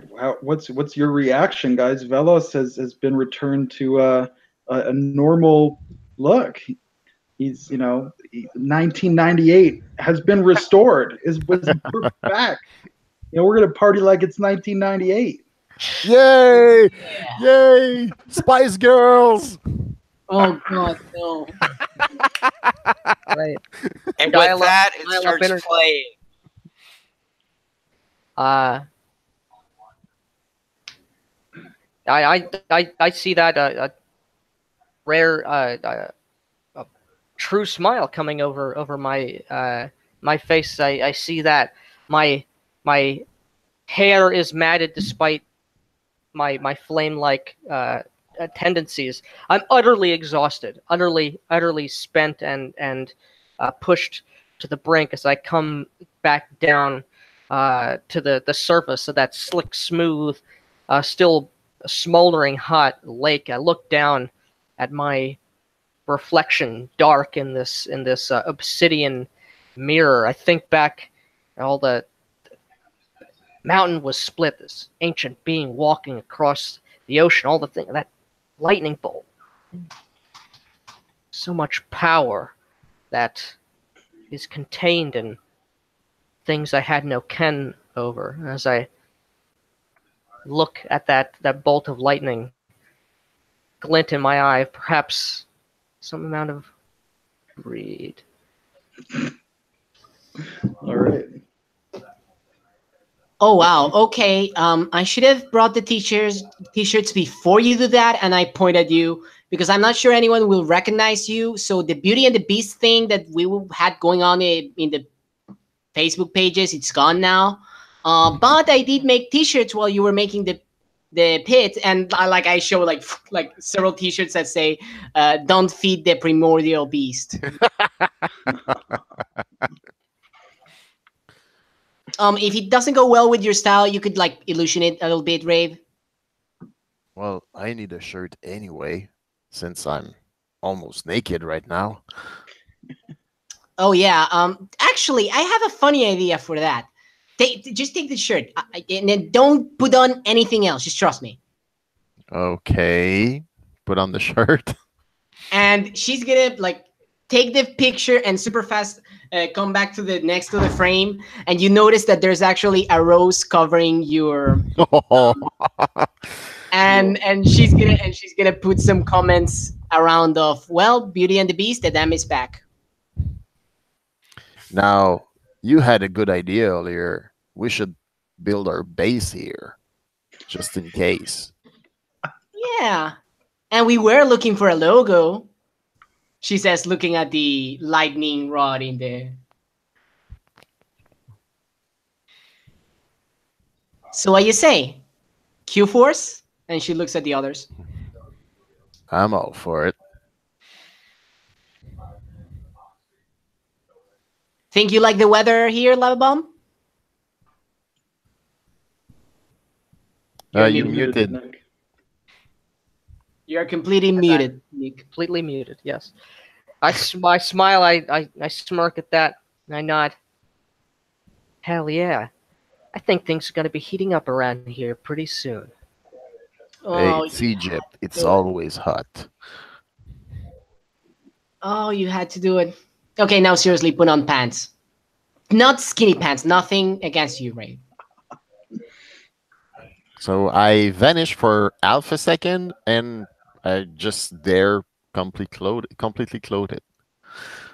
All right, and thus our daring heroes, the Q Force, has come together and vanquished Typhon, put him back into a prison of magic and glass, so that the primal beast within each of us shall too remain contained. So thanks very much for playing, guys. I had a good time. Oh, it was fun. Thank you for running. There is one last thing that I have in mind. Dana just says like, well, you said before it was the hooves, right? Ready for a third round? After ladies first. And we can just leave it there. Yeah, we dash into the the sunrise. Yeah. So thanks very much, Q Force. Do you guys have anything to plug on YouTube before we end the broadcast? Do you have a channel? I know, Alejandro, you have a DeviantArt account. Yeah, but now I'm gonna plug my Instagram account. Plug because that. That's what I'm using lately. Hmm. Second, so Instagram is straightforward, called Get Your Character. So by all means, get your character. And Alejandro is a very talented artist. Oh yeah, So I'm gonna check talk out- to you, boy. Yeah. I'm Check gonna- out his art, get some commissions, send this man some money. Yes. And I'm gonna plug something too. It's not up yet, but if you guys are interested in reading a very interesting medieval fantasy story, I suggest you start looking for the Chronicles of the Fractured World. First book will be Immortality, should be out next spring. And Alejandro, I might have some commissions from some pictures of characters to ask you. So it's gonna be Awesome. up on Kickstarter soon. Awesome. Sounds like a badass name too. Oh, everything is badass in my book. Now the art will be badass soon too. Yes. Right. Nick, John, you guys have anything to plug? Go ahead. Go ahead. No, it's not for nothing of mine. However, I will plug upcoming game convention in Philadelphia if anyone is in the Philly area or the tri-state area. PAX Unplugged. It's the second year in which it's being held. It was a resounding success last year. A lot of new people, totally new people to the hobby. Really did well. A lot of attendance. So if you're an experienced gamer, if you know anyone who's new and would like to introduce them, check it out. It's in it's the last weekend of November. Nice. Is there a rave we should be invited now to? Yeah, any plugs, John? Okay. I am starting a YouTube channel. It is the Crazy Cobalt with a K. So, and as if you can't tell, my characters are a little crazy. As they should be. All right, sounds good. So we'll go off YouTube now. So thanks to any audience that we garnered, which is probably a very small, limited audience, but they're the best fans in the world, and we love them. Right.